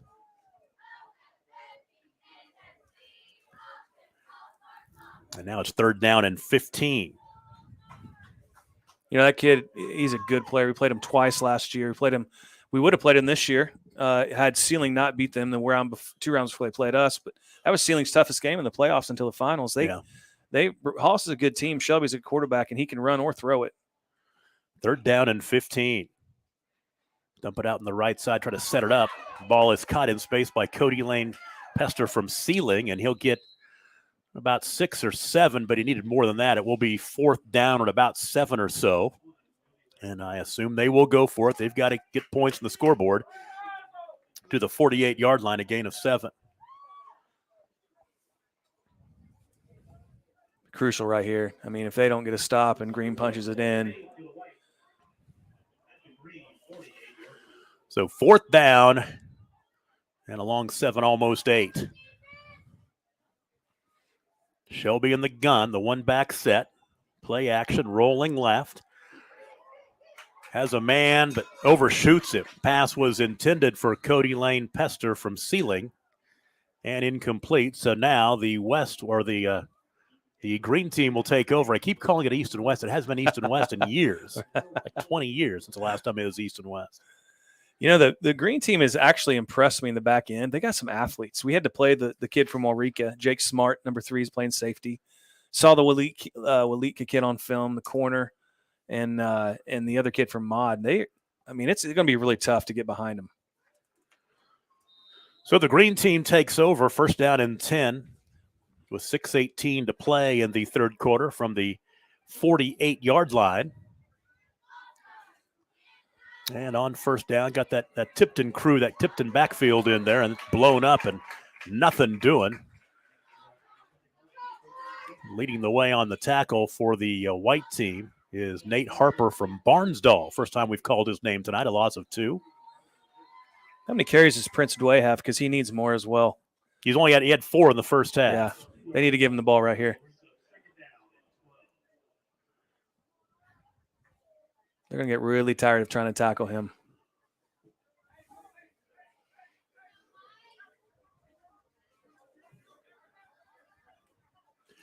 Second down and 12. They'll give it to him right here, and he bursts up the middle. Ooh. And he was one tackle away from taking it to the house, and it was Ricky Woodruff from Waukomis. Yep, that kid he's one of my favorite kids to watch. He'll cover the whole center field in baseball, both gaps, and in football he does that all the time. He was so valuable to Waukomis this year. 10-yard gain that time, by the way. Because that was a touchdown. Yes. If he's not there. And you got to feel like you're watching that guy come at you and staying in there and getting that tackle. Right. That's a good thing. He weighs twice as much as Ricky does. Give it to him again. Up the middle. Look at Ricky on his ankles. Push back. Yeah. Nice stop. That big old hoss in there. The linebacker made that tackle right there. Come on, 14? turn my way. No, because I'm looking at the other guy. 14 was in there. 43 for the 43. white team. Ashton Hawkins from Dewar. I remember him. Oh, he's a stud. Yep. You know, and so is 42. I've been really impressed with him. He's from Quinton. He got an award down here at halftime. But, yeah, when they got 43 and 42 in there in the middle, those kids are good players. We didn't want any. It was not very fun trying to block the Dewar linebackers this year. And they got quite a few guys back. 2nd down and 7. Ooh, Street. Tell you what, he's trying to make something happen there, but nothing opened up. Yep. And I believe it was Ashton Hawkins again in there on that stop, a loss of 1. I'll give credit also to Caden Williams from Quinton. Yep. Yeah. You know, it is a little scary when you look at the rosters. There's not a lot of Dewar guys. They bring a lot back. And I see one Laverne guy. You know, there's tons of kids from Sealing coming back. I mean, there's a lot of teams that are still pretty loaded, Class B. 3rd down and 9 now. Clock at 3:43. We have yet to have any points scored here in the 3rd quarter. This game is kicked into gear. It's because you said they're going to break the all-time record. Exactly right. Just give it to Tom Nelson jinx. Oh, that could be a fumble. That might be a fumble. It's like you thought the play was dead, but it wasn't. And Dallas Chandler, the quarterback, just kind of dumped it out there. They're going to say it's incomplete? I think they are. Yep. Maybe they got back on it. Yeah, it's gonna be Dewey. It was a fumble recovery by Dewey.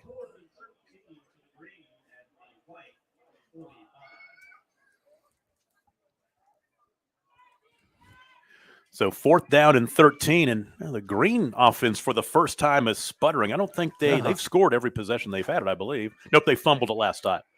Fumbled on the last possession. That was the first time they hadn't scored. So 4th and 13. The quick kick. Oh, you're gonna throw it. And Man, yeah. It's Street, and look at Back him hit. go, and he got the Oh! first down. Joggy Street. Down to the 30-yard line, 31-yard line, 4th down and long, and they converted a gain of 15. Now make it a 14-yard gain to the 31. It's the first time I'd seen that package. I wondered what they were going to do. That was a great idea. Can you imagine trying to tackle those kids from Mod Class C? Somebody did from Northwest. Who ended up beating them in the semis?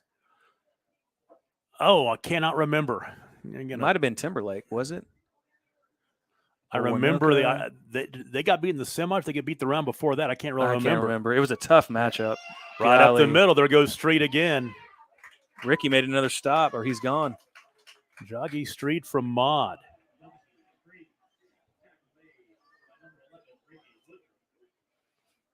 Woodruff on the stop. Gain down to the 19. He picks up 12 more. So Braxton Street and Joggy Street. Are they brothers? I believe, I'm guessing that Joggy changed his name. Like he's down as a different name in the program. Okay. I think maybe he changed his name to represent where he is maybe a part of their family now. I'm Gotcha. guessing. I don't know the story, but I'm assuming. Gotcha. He has a name change on the roster, and I saw he was welcomed out there by Braxton's family, Gotcha. his mom and dad. So I don't know the storyline there, but there was a different name on the program. Then he changed his name. He wanted to be represented as the Street family That's awesome. playing in this game. That's really cool. A gain of 8 on the play down to the 12-yard line. Actually, gain of 7. Give it to Prince Dway.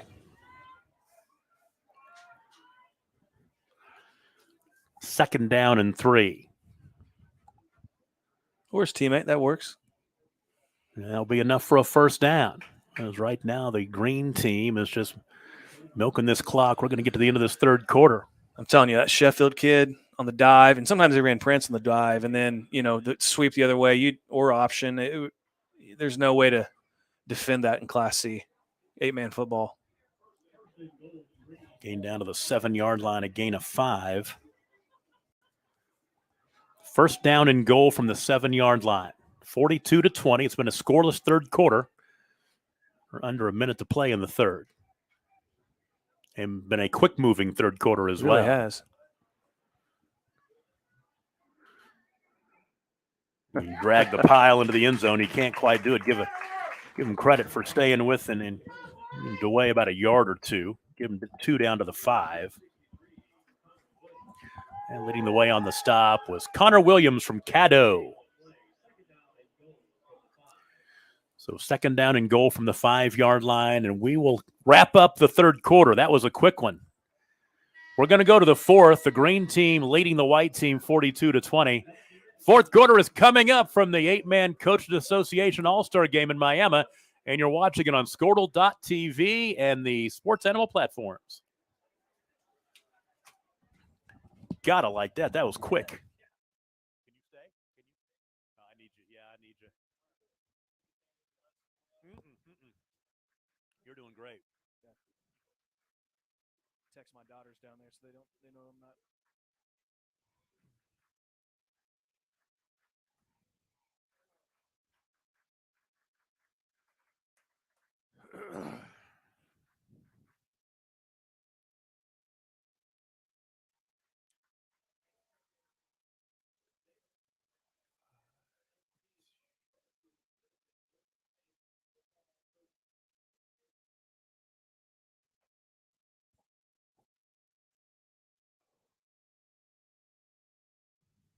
did you come down here last night or just I today? just came down. Yeah, I just got here an hour or so with it.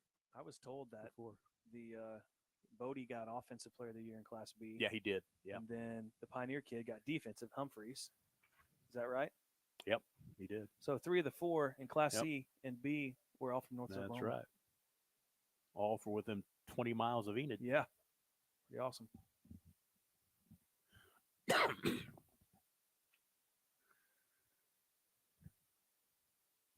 Do we have any update on the mod kid that got hurt? I've not heard it was I heard it was a tibia.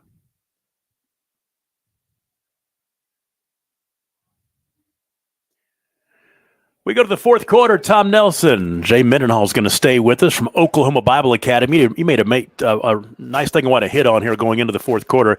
You being in the Enid area, 3 of the 4 players of the year in Class B and Class C were from within 20 miles of Enid, with Merritt Judd from Timberlake as the Class C Defensive Player of the Year, Bodie from OBA, the Class B Offensive Player of the Year, and then Caden Humphreys from Pioneer, the Class B Defensive Player of the Year.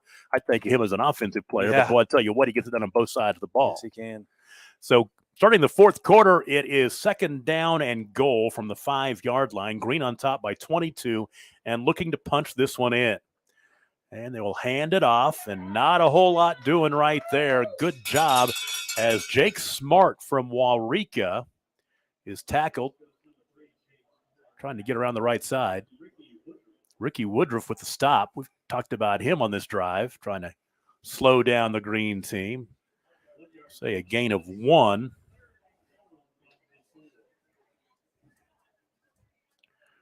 And it will be 3rd down and goal from the 4-yard line.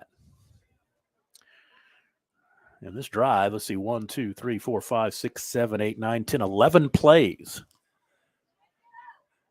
Give it to DeWay. Oh, they're going to get him. Wow, Tackle that's him a at the great 2-yard tackle. line. And a great one by Caden Williams from Quentin. That's one you can hang your Kid's hat good. on, son. Yeah. Great play. They will have offensive and defensive players of the game for both teams. They'll hand out that hardware after the ball game. So now, is it 4th down and goal? It is 4th down and goal from the 3. It's almost a 2-point conversion play here. See if they have anything special. Seems like the Tipton coach is calling right now when his backfield's in, Yeah. and Chaos calling when Bodie's in. 4th and goal from the 3-yard line. Pitch right side to DeWay. He tries to turn it up, and they will keep him Wow. out of the end That's zone. huge. They're playing hard. You said it earlier, Tom. This is not an typical All-Star game. It's not the NBA All-Star game, that's for sure. No, definitely not. So they'll get the stop, and white team down by 22 might not have enough time to come back and win this ball game, but they could hang their hat on that stop right there. Yeah, they can. If they turn it around right here and score, it's 2 possessions. So they will take over at the 2-yard line. This drive will start with 10:27 to play in the fourth quarter. That drive, let's see, for the green team started at the 6:18 mark, so 6 minutes and 45 seconds off the clock, Wow. but they come up empty. I just texted Coach Cat. I said, hey, saw Bodie warming it up. Time to let him air it out. We'll see what happens. White team has it back, starting in the shadow of their own goalposts. It's a good run to get out of the end zone. Yeah, trying to find something, get it out across the 5-yard line. And that carry is Avery Wallace from Timberlake. Stop was made by Jonathan J.D. Dillard from Keota. Gain of 2. And give him 3. Ball out at the 5-yard line now. Seen a lot of Elite helmets tonight. You Yeah. notice that? About 5 yellow helmets Yeah. over there. I got a bunch of cheerleaders here too, I think. 2nd down and 8. Trying to find some room around the That's near what you got to do. side. You got to Yep. give the ball to Humphreys. And there he goes. Look what happens. That is going to be He a is a stud. 95-yard run for Caden Humphreys. And the No flags. Pioneer fans saw a lot of that. Yes, they did. Hey, I'm telling you, we played Dewar in the quarterfinals, and we saw what he did to them in the second round. It was impressive because no one does that to Dewar. Dewar's good. And then you saw him doing the K101 game. He is a good player. So Caden Humphreys for 95 yards in the touchdown makes it 42-26. And We're not counting out the white team yet. Nope, that was a game changer. That was a game changer. Biggest play out. We've got a 100-yard kickoff return for a touchdown and a 95-yard run. Some big plays in this ball game. 16-point game. This would be a big 2-point conversion, get it back to 14. And Wallace will hand it off and nothing doing. Buried at the line of scrimmage. Was that done? That was done that time. Chase Dunn from Winoka on the carry. 9:35 to play in the ball game. 42-26. Green team on top of the white. We'll take a break and be right back. You're watching the 8-man All-Star game on Squirtle.tv.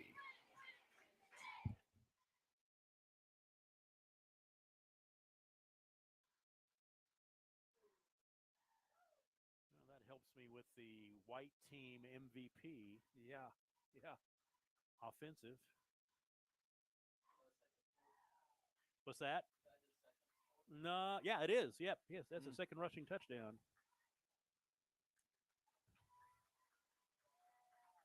Where's he going to go play? I heard, but I forgot. No, I wonder if it's in there in I can the find it. program. 2-play drive.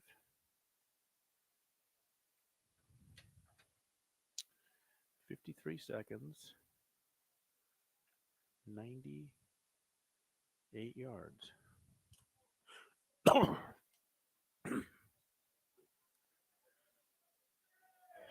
Well, Caden Humphreys from Pioneer says, let's make this a game again.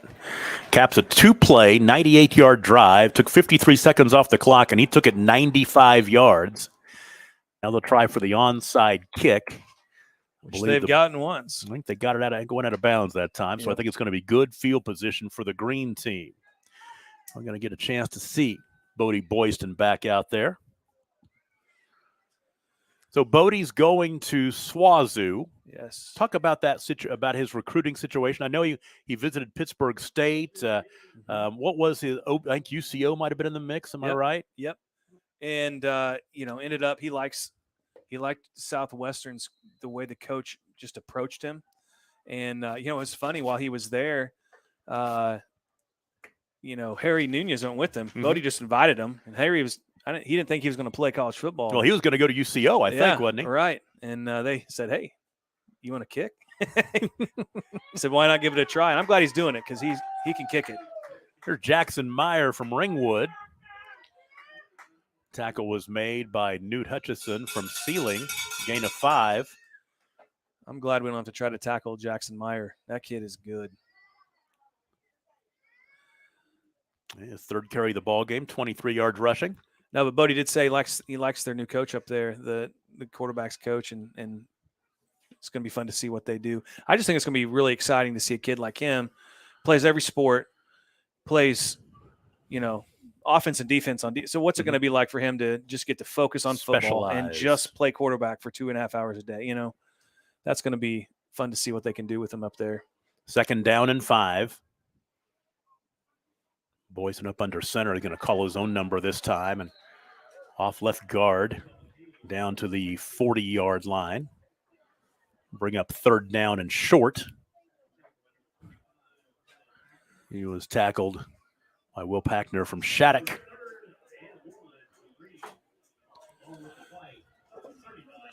So Boyston now, that's his 8th rush on the evening for 31 yards.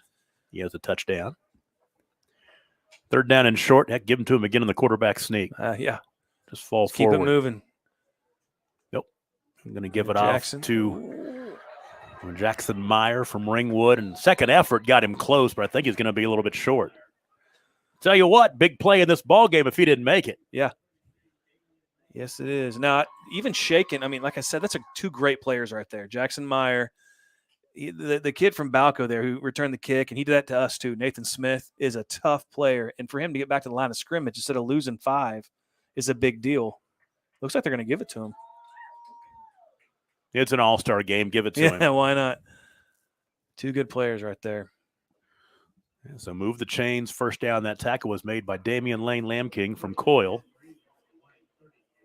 So it's 1st down and 10 from the 38-yard line. 8 minutes and change left in this one. And a ball game that the green has led all the way by multiple touchdowns, and now the white team can march down and get back within one score. Mhm. Which I'll be honest with you, I'm not a white fan. I'm not a green fan. I want a good ball game. I Yeah. want to see them do it. Yep. It's just been fun watching them compete. Yeah. You've said it twice. It's pretty impressive.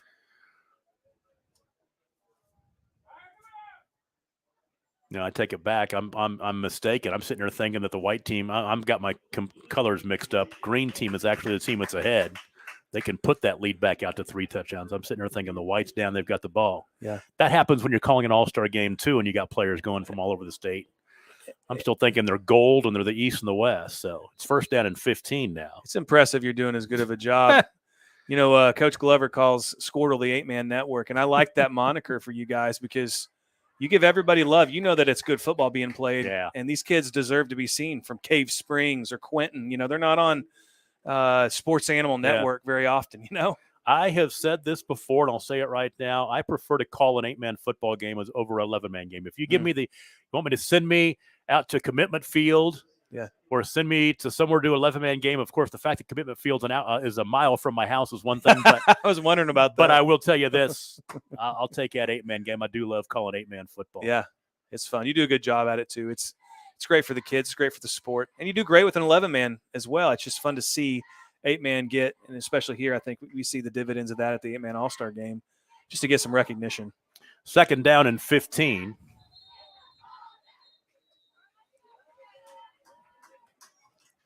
And a timeout. 6:25 to play in the ball game. We'll take a break. The green team with the football, I think, yes, leading 42-26 over the white. We'll take a break and be right back. You're watching it on Squirtle.tv. Who carried the ball the last time? Do you know? I lost track who carried the ball. It's not a huge deal. No, I'm probably not going to recap these stats at the end anyway. So I was trying to talk about Squirtle and I forgot. that's just it. That's the bad thing. When you're keeping your own stats, you want to get into a conversation. You forget about what's going on out Sorry there. about No, that. no, you're fine. You're doing exactly what you need to do. Now, that's good stuff. At the big time level, somebody else is doing these stats, and I can Yeah. sit there and interact with Yeah, you. So yeah.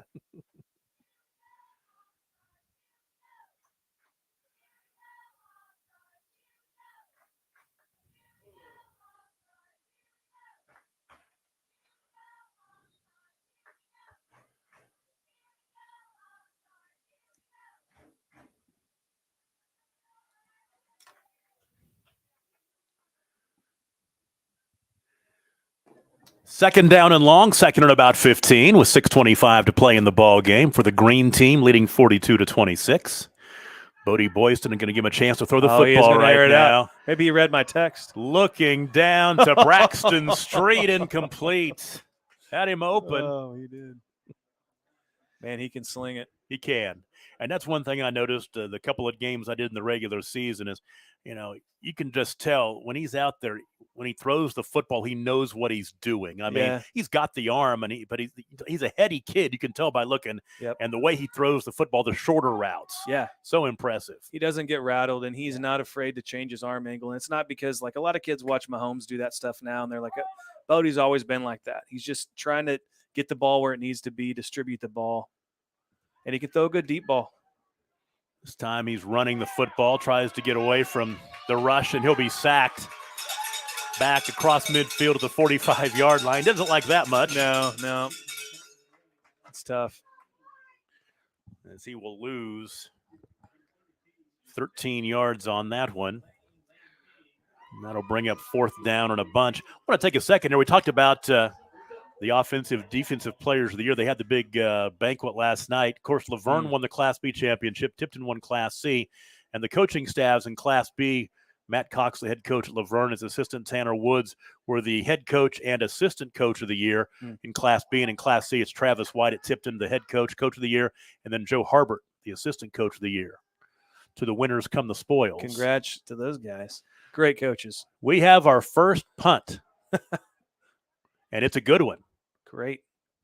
Coffin corner, Prince DeWay. It's Can DeWay do it with the all. punt. Yes, he can. So the white team will take over now. 5:18 to play. They've got to push it a little bit. They got to push the tempo. They got to score in a hurry and get the ball back. speaking of the animal stuff, it made me think. Adam told me the other day that they're going to continue that partnership into next year, and maybe some of the game of the week audio being carried on the animal when it's a not Thunder game night. That's pretty cool. I guess I'll have to go back to doing a radio call as opposed to a video call because there is a huge difference. Well, I'm sorry if I'm screwing that up because I've heard that before, but I'm a novice. So 5:18 to play in the ball game. Empty the backfield is the little jet sweep. It's turning it up is Cody Lane Pester from ceiling, and he busts free. And we could have a one-possession game. Can Caden Craig from Pond Creek Hunter catch him? No, he won't. How about 87 yards on the touchdown? 182 yards on the last 2 carries for the white team. Wow. That's impressive. Yeah, because Humphreys goes 95, and now Pester goes 87. And now it's 42-32, and a 2-point conversion makes it a one-possession game. You see the Green bringing in the heavy hitters on defense now. They know how big of a conversion this is. And we're going to get up there and approach the all-time scoring record, 93. I didn't think we were going to do it after the scoreless third quarter. It's 74, and there's still time on the clock.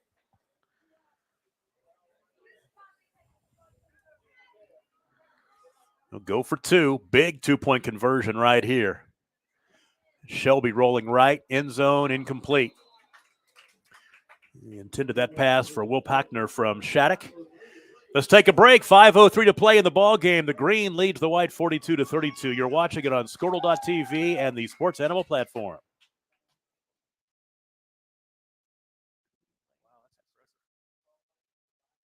Did he? I knew he would. Man. I'd heard he was meeting with his team this afternoon. I'm actually good with it. Yeah, I'm good with it. I can still see.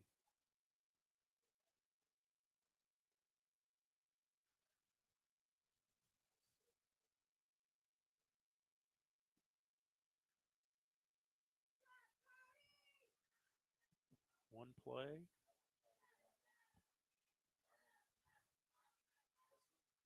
Did they run one play before that, or that was it? I think that was just the one play. I think. Golly. You don't see 2. You know what Russian they plays. did run? There was a set because the line of scrimmage was the 9 or the 13. No, it was a one-play drive. Wow.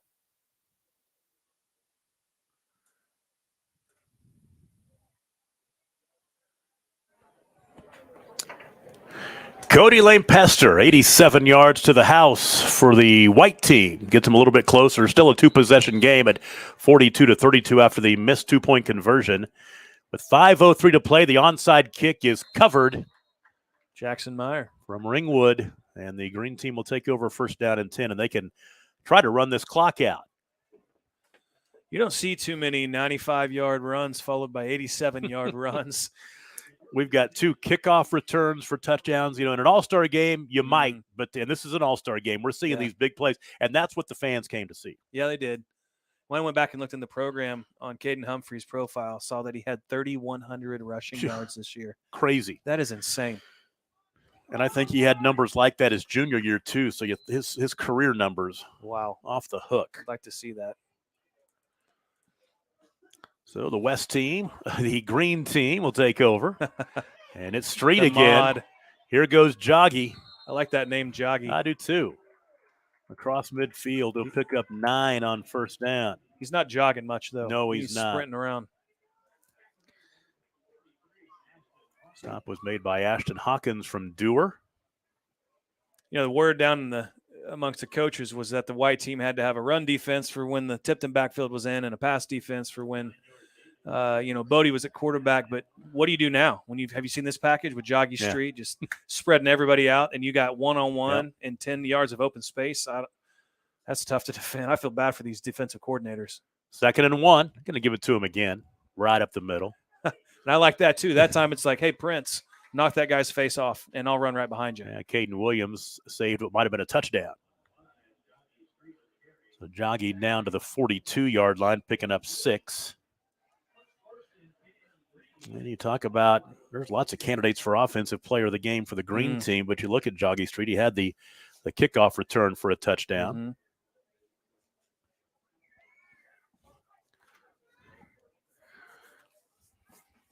First and 10. Hand off to the fullback, looking for some running room up the middle. That's Dakota Sheffield from Tipton. We'll give him a yard on that. That's about it. So for Sheffield, his 4th carry of the ball game. Quarterback for the green team is Dallas Chandler from Tipton. It's been Bodie Boyson and Dallas Chandler quarterbacking, kind of rotating their 2 platoons. 2nd down and 9, I formation. Chandler up under center this time. Give it off to DeWay, bouncing right. he just pushed the defender. That was that was Caden Dishman. He just get out of my way. Well, and his teammate Sheffield was supposed to block him, and he didn't really have him blocked, so Prince just knocked him over and decided to go up the field. So down to the 39-yard line, a gain of 2. Bring up 3rd down and 7. 3.5 minutes to play in the ball game. Green team has led all the way. It's been interesting. It's been a fun one to watch. It has been a good game. The offenses have, they come here to watch big plays. We've seen some big plays. Mm-hmm. Street again. Joggy. Get to the edge. 1st down and more. 1st down. I've been really impressed, too. Both defenses, it is so hard to get to the edge. These guys fly to the football, and he still got to the edge. Rowdy Hoy from Pioneer with the stop, a 10-yard gain.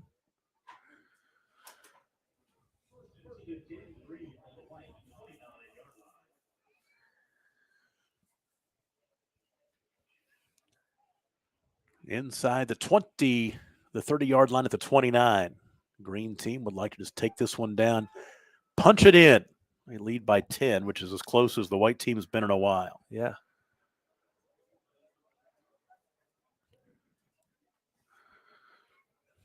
Here goes DeWay. I'll take it back into Sheffield, excuse me, down to the 24-yard line. So he'll pick up 4. Marking with the 25. We scrimmage those guys. Like I said, it's quite the 1-2 punch. The quarterback he's quick too and can throw it a little bit. But the thing that makes it even worse is they do it like no huddle, hurry up. And so you're trying to yell at your kid to do this or that. There's no way to stop those guys. Complete nightmare. 2nd down and 6. This is DeWay this time, and he breaks through and scores. Touchdown. Seen that quite a few times. Made a great move. He did. So DeWay takes it to the house. And that'll make it 48-32. Seal it if they get this 2-pointer here. Prince DeWay, 25 yards out.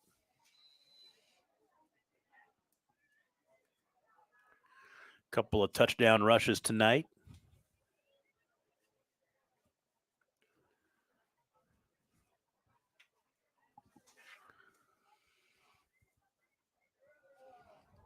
Going high to reel it in. That's Is that Joggy Street? That's I think it is. Street. Yep, it's Joggy with the 2-point conversion. And it really wasn't there. The corner stayed home on the play action. He just said, I'm going to go get that ball and end this game, and he did.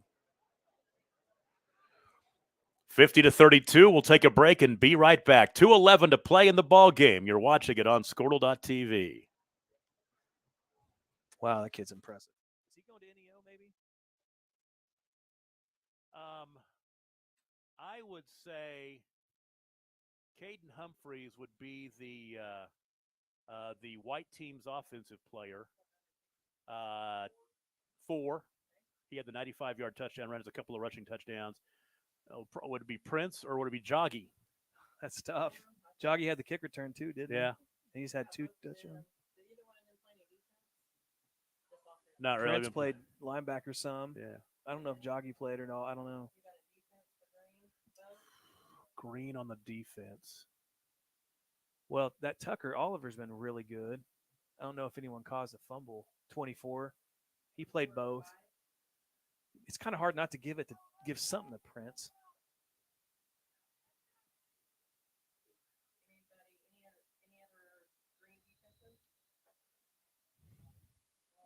Do you know? Oh, you know what? Prince caused the fumble down on the 1 yard line too on defense. 2:11. That might be. 2:11 to play in the ball game. Now 50-32. White team will have the ball here. See if they can get some more points in the scoreboard. And a nice return out across the 30-yard line. That's Will Packner from Shattuck, I believe. 25, I think. I Yeah. thought it was Smith. Well, Might have been. you might be right. Was it Nathan? I think it was. Yeah, Nathan Smith from Balco. He took the one back 100 yards earlier.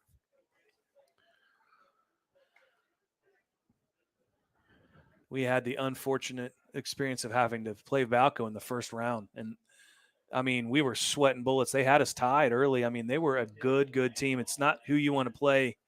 If you win a district, the first-round game, you were hoping to not have to do that first round. And they had a couple other kids, too, a great receiver out there. They got some athletes, and they coached them up.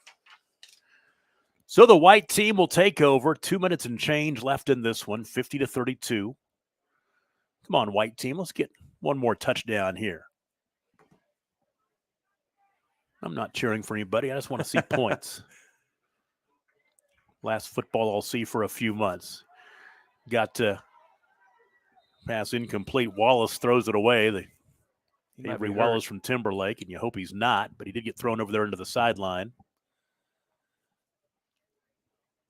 It's kind of hard in these situations to play catch up because, you know, they've caught up by running the football, not by spreading it out. And, you know, there's only so many routes you can put in 4 days of practice, 3 really.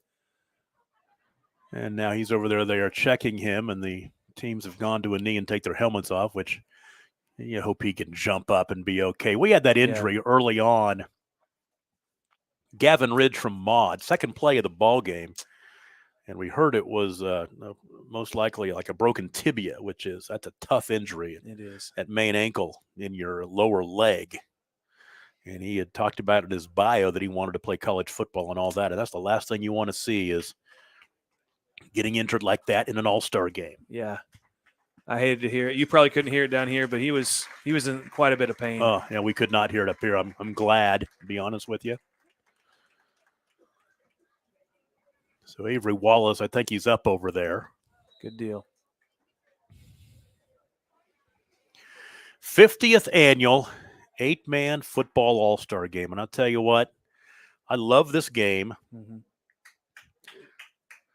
This would be probably the 15th straight year. I think I might have missed a year in there somewhere, but around 14 or 15 years, I think I've been here. That's great. And I love the way it's run. I love what Miami has taken and run with this thing. And let's go to 50 more. Yeah, I appreciate the coaches, too, that make the sacrifice to come out here. I mean, that's not easy to do, especially if you've coached at the K101 game or, you know, you coach other sports that have camps. And these guys come out to let these kids play one more time against great competition. And you're right. Every coach I've talked to said they do this thing right out here. So props to everybody involved. Jace Dunn from Waynoka with the carry right there. And he'll pick up about 7. He's carried the ball 4 times, 27 yards. Clock rolling at 1:24 to play in the ball game. After the ball game, they'll get the teams together, do the awards, and then after that, you know, all the parents come out there on the field. It's a big fellowship opportunity after a long week. What else they do well is they start the game at 6. Yeah. When Miami's 3 hours from everybody. That's true. Going deep this time is Shelby. What Did he a make that catch? He did. Triton Mack. Big time catch by Triton Mack from Dewar down to the 22-yard line. Golly, that was kind of our worst nightmare when we were playing Dewar was please. He caught one maybe, but it was one of those things where a couple times it was really close to happening. And you saw it all the time on film, making plays like that. That was an incredible catch. 35 yards. One hand behind the defender. 40 seconds to play. That's worth staying around for, to see that. Shelby again, left flat. The ball caught that time. That's There you go Caden again. Humphreys, and Caden Humphreys Humphreys, will man. get down to about the 11. They'll stop the clock. I think it's going to be enough for the first down, 11-yard pickup. There's still a chance your scoring record gets broke, Tom. Take a touchdown on an onside kick. We're at 82 right now. We need 2 touchdowns. Shelby left side. There's Humphreys again, and he'll You're get into the end zone. You're not tackling him one-on-one in space. 11-yard hookup. And I'll be honest with you, my vote for the white team offensive MVP looks a little bit better now. Hey, do you remember when I came up here at halftime and I said the white team needs to give Caden Humphreys the ball more? They're doing that. I don't think it's going to be enough, but they're doing it. So now 50-38. We can get to 90 with a 2-point conversion here.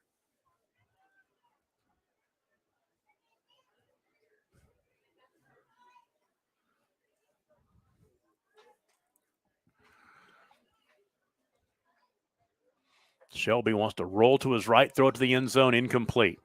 All right, 18 seconds to play in the ball game. One more commercial break coming your way. It's 50-38 green over the white, where you're watching the 8-man Coaches Association All-Star Game on Squirtle. Get a kick return, then you got your record. There you go. That's the record. You say it was 93? 93, 53 to 40. So someone kicked extra points, I guess. Let's see here. Yeah, you're right. There would have been some, get the odd point. They might have a rule that you could kick it without it getting blocked like a K101 game. It is. Gotcha.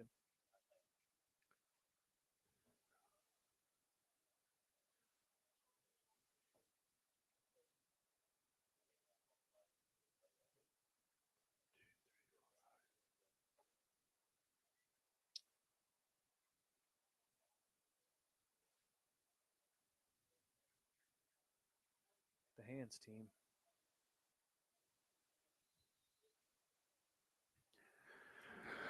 All right, final 18 seconds. White down by 12. They're going to go ahead and kick it relatively deep. Going to give Joggy Street a chance to return it. Take it back. That is not Joggy. That is Caden. That Caden Rollins from Jonas Mansley is what I have Jonas here. Mansley. From What number is it? Number 9 from Waletka. Hope you're right. It is Jonas Manley from Waletka. I was looking once again. The roster thing they sent us in the program. Yeah, it's different. They're reversed. It took me a couple of plays. We're looking at each other going, "What the heck?" Got it figured out. But you're right. That's the green team. So 8 seconds to play, and one play. Bodie, what it'll do here on the final play of the ball game? They're just going to run it out. I like Clock that. runs out. Yep. No chance for chirpiness or anything. There you go. 50-38, your final score. The green team beats the white team. And we'll go ahead and keep it right here because we're going to have the award ceremony, and I'm going to come back here. I'm going to turn up the PA so we can possibly hear the PA here a little bit in the press box. But entertaining ball game, Coach, definitely. It really was, and I mean it. Those kids played hard. You could tell they were coached up, coached right. Coaches had a plan, and they really wanted to win. So, I mean, you can't ask for more than that. And it, like you said, a very close game, closer than the final score indicated too. And you never know. 50 years on down the road, there may be 10 or so of these guys that show up to be honored at the 100th.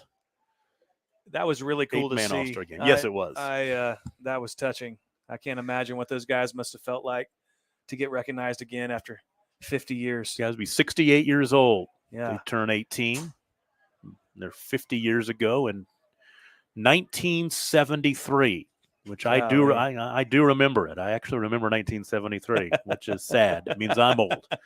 Not quite as old as them, but I was in kindergarten in 1973. Actually, would have been in first grade that fall. Okay.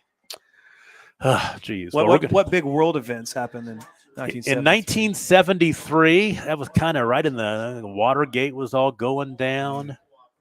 That was a big thing.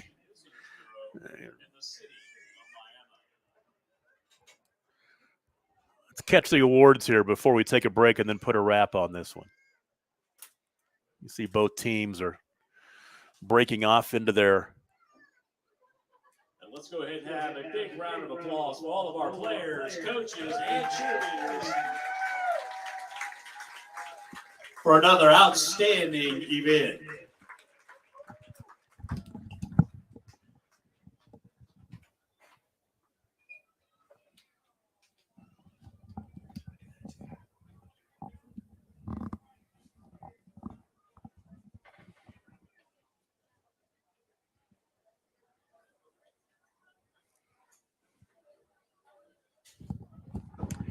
And this is something right here that we're missing Mike Thompson for. This is something he did. We'll start with the defensive player for the white team.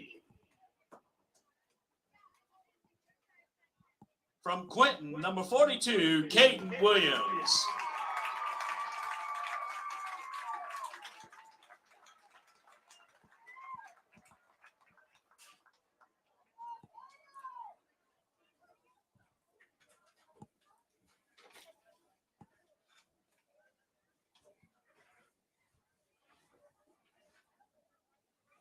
The offensive player of the game for the white team, number 4, Caden Humphreys of Pioneer Pleasant Vale.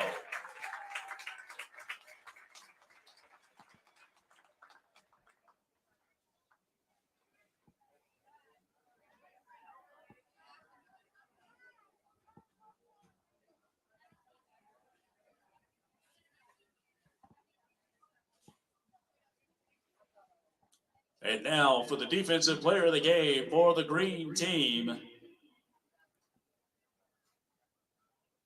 From Velma Alma, number 24, Tucker Oliver.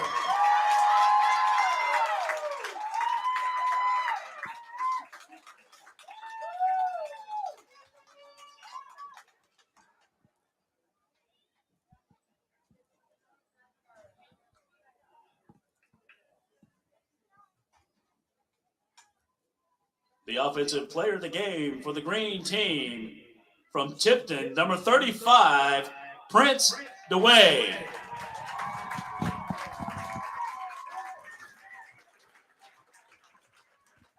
Well, they hand out the hardware, and I think that we pretty much agree with those picks. Yeah, I mean, the only if you could have a maybe Joggy, but you can't argue with any of those guys. They played great. That was the biggest decision we had to make, and I don't think we ever came up with one before the commercial break when they asked us between Joggy and Prince, but they made a pretty darn good call, and it could have gone either way. Yep. Let's take a break, come back. We'll put the wraps on this one and send you on your way. And remember that football season is only, about 2 months away. We're coming back after this. 50-38, your final score. The green team beats the white team at the Oklahoma Coaches Association 8-man All-Star game. Back after this. I'm going to turn this. You bet. Thank you so much for doing it. Nice to see you. Good luck. I'll probably see you out there starting in a couple of months in basketball season.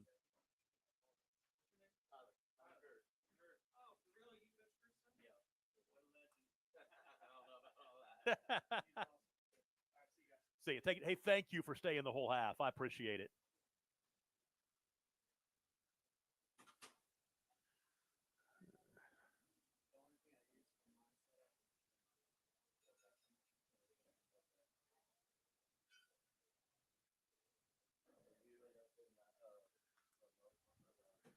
Let me look for some big numbers here.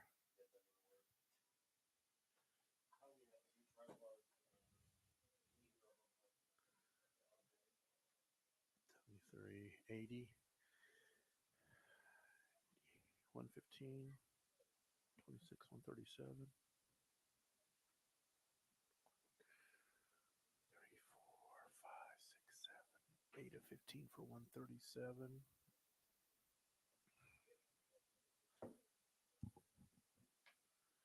Pester 97, 107, 111.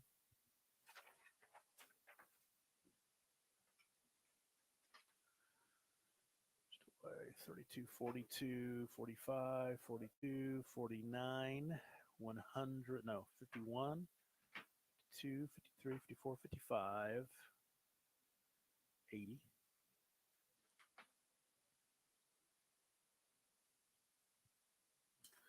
All right, we can go back and bring it back, and then I'll put a wrap on it.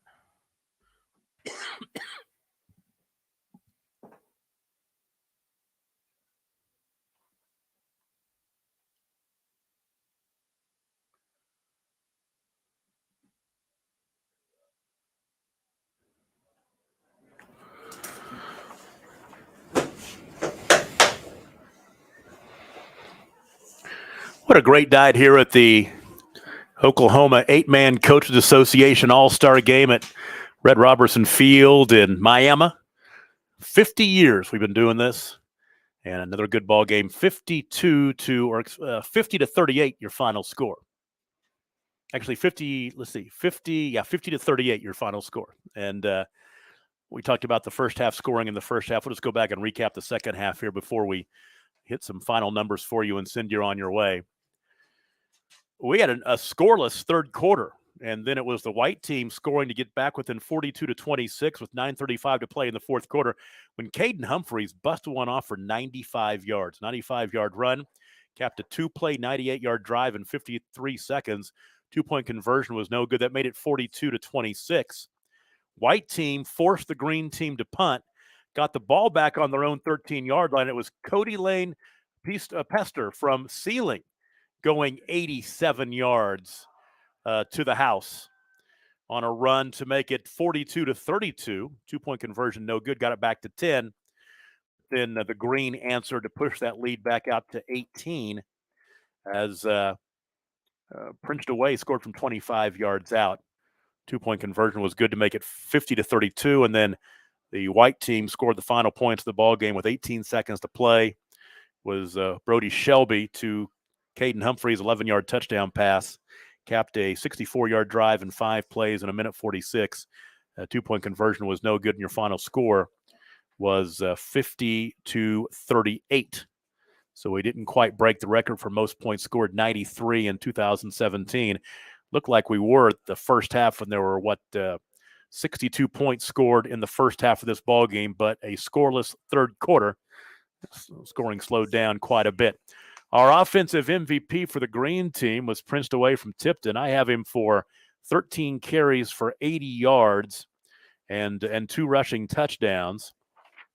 And the offensive MVP for the white team was Caden Humphreys from Pioneer Pleasantville.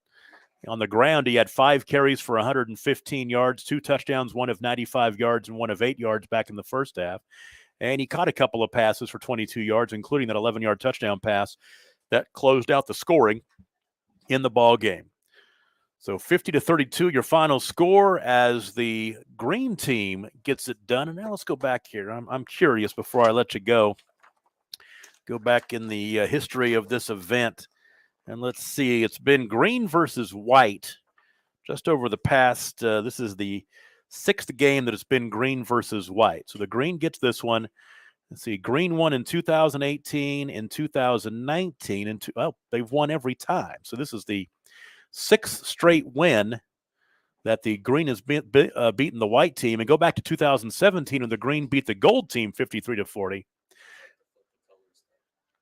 Yeah, it's basically they flip the colors based. It doesn't really. It's not the same districts every year that are the odd numbers and even number districts. But boy, I tell you what, if you're wearing green, you got to like your chances, as they've now won 7 straight. Take it back, 6 straight. 1, 2, 3, 4, 5, 6, 7 straight in this event. It's been a great time, and I really appreciate you watching us on not only Squirtle.tv but on the WWLS Sports Animal platforms. And how about the crew, Ethan Sunken and Tyler Kerr, sending you the pictures. David Kerr helped us out in the first half. Coach Claiborne, John Claiborne as well, and Jay Mendenhall with us in the second half, helping us out with the broadcast. What are we, about 2 months away from football season? I can't wait, but this will tide me over for a little bit. Once again, your final score tonight. The green team beats the white team in the Oklahoma 8-Man Coaches Association All-Star Game. Your final score is 50-38. Have a great night. Have a great weekend. Have a great rest of your summer. And we will talk to you soon because football season is just around the corner. Good night, everybody.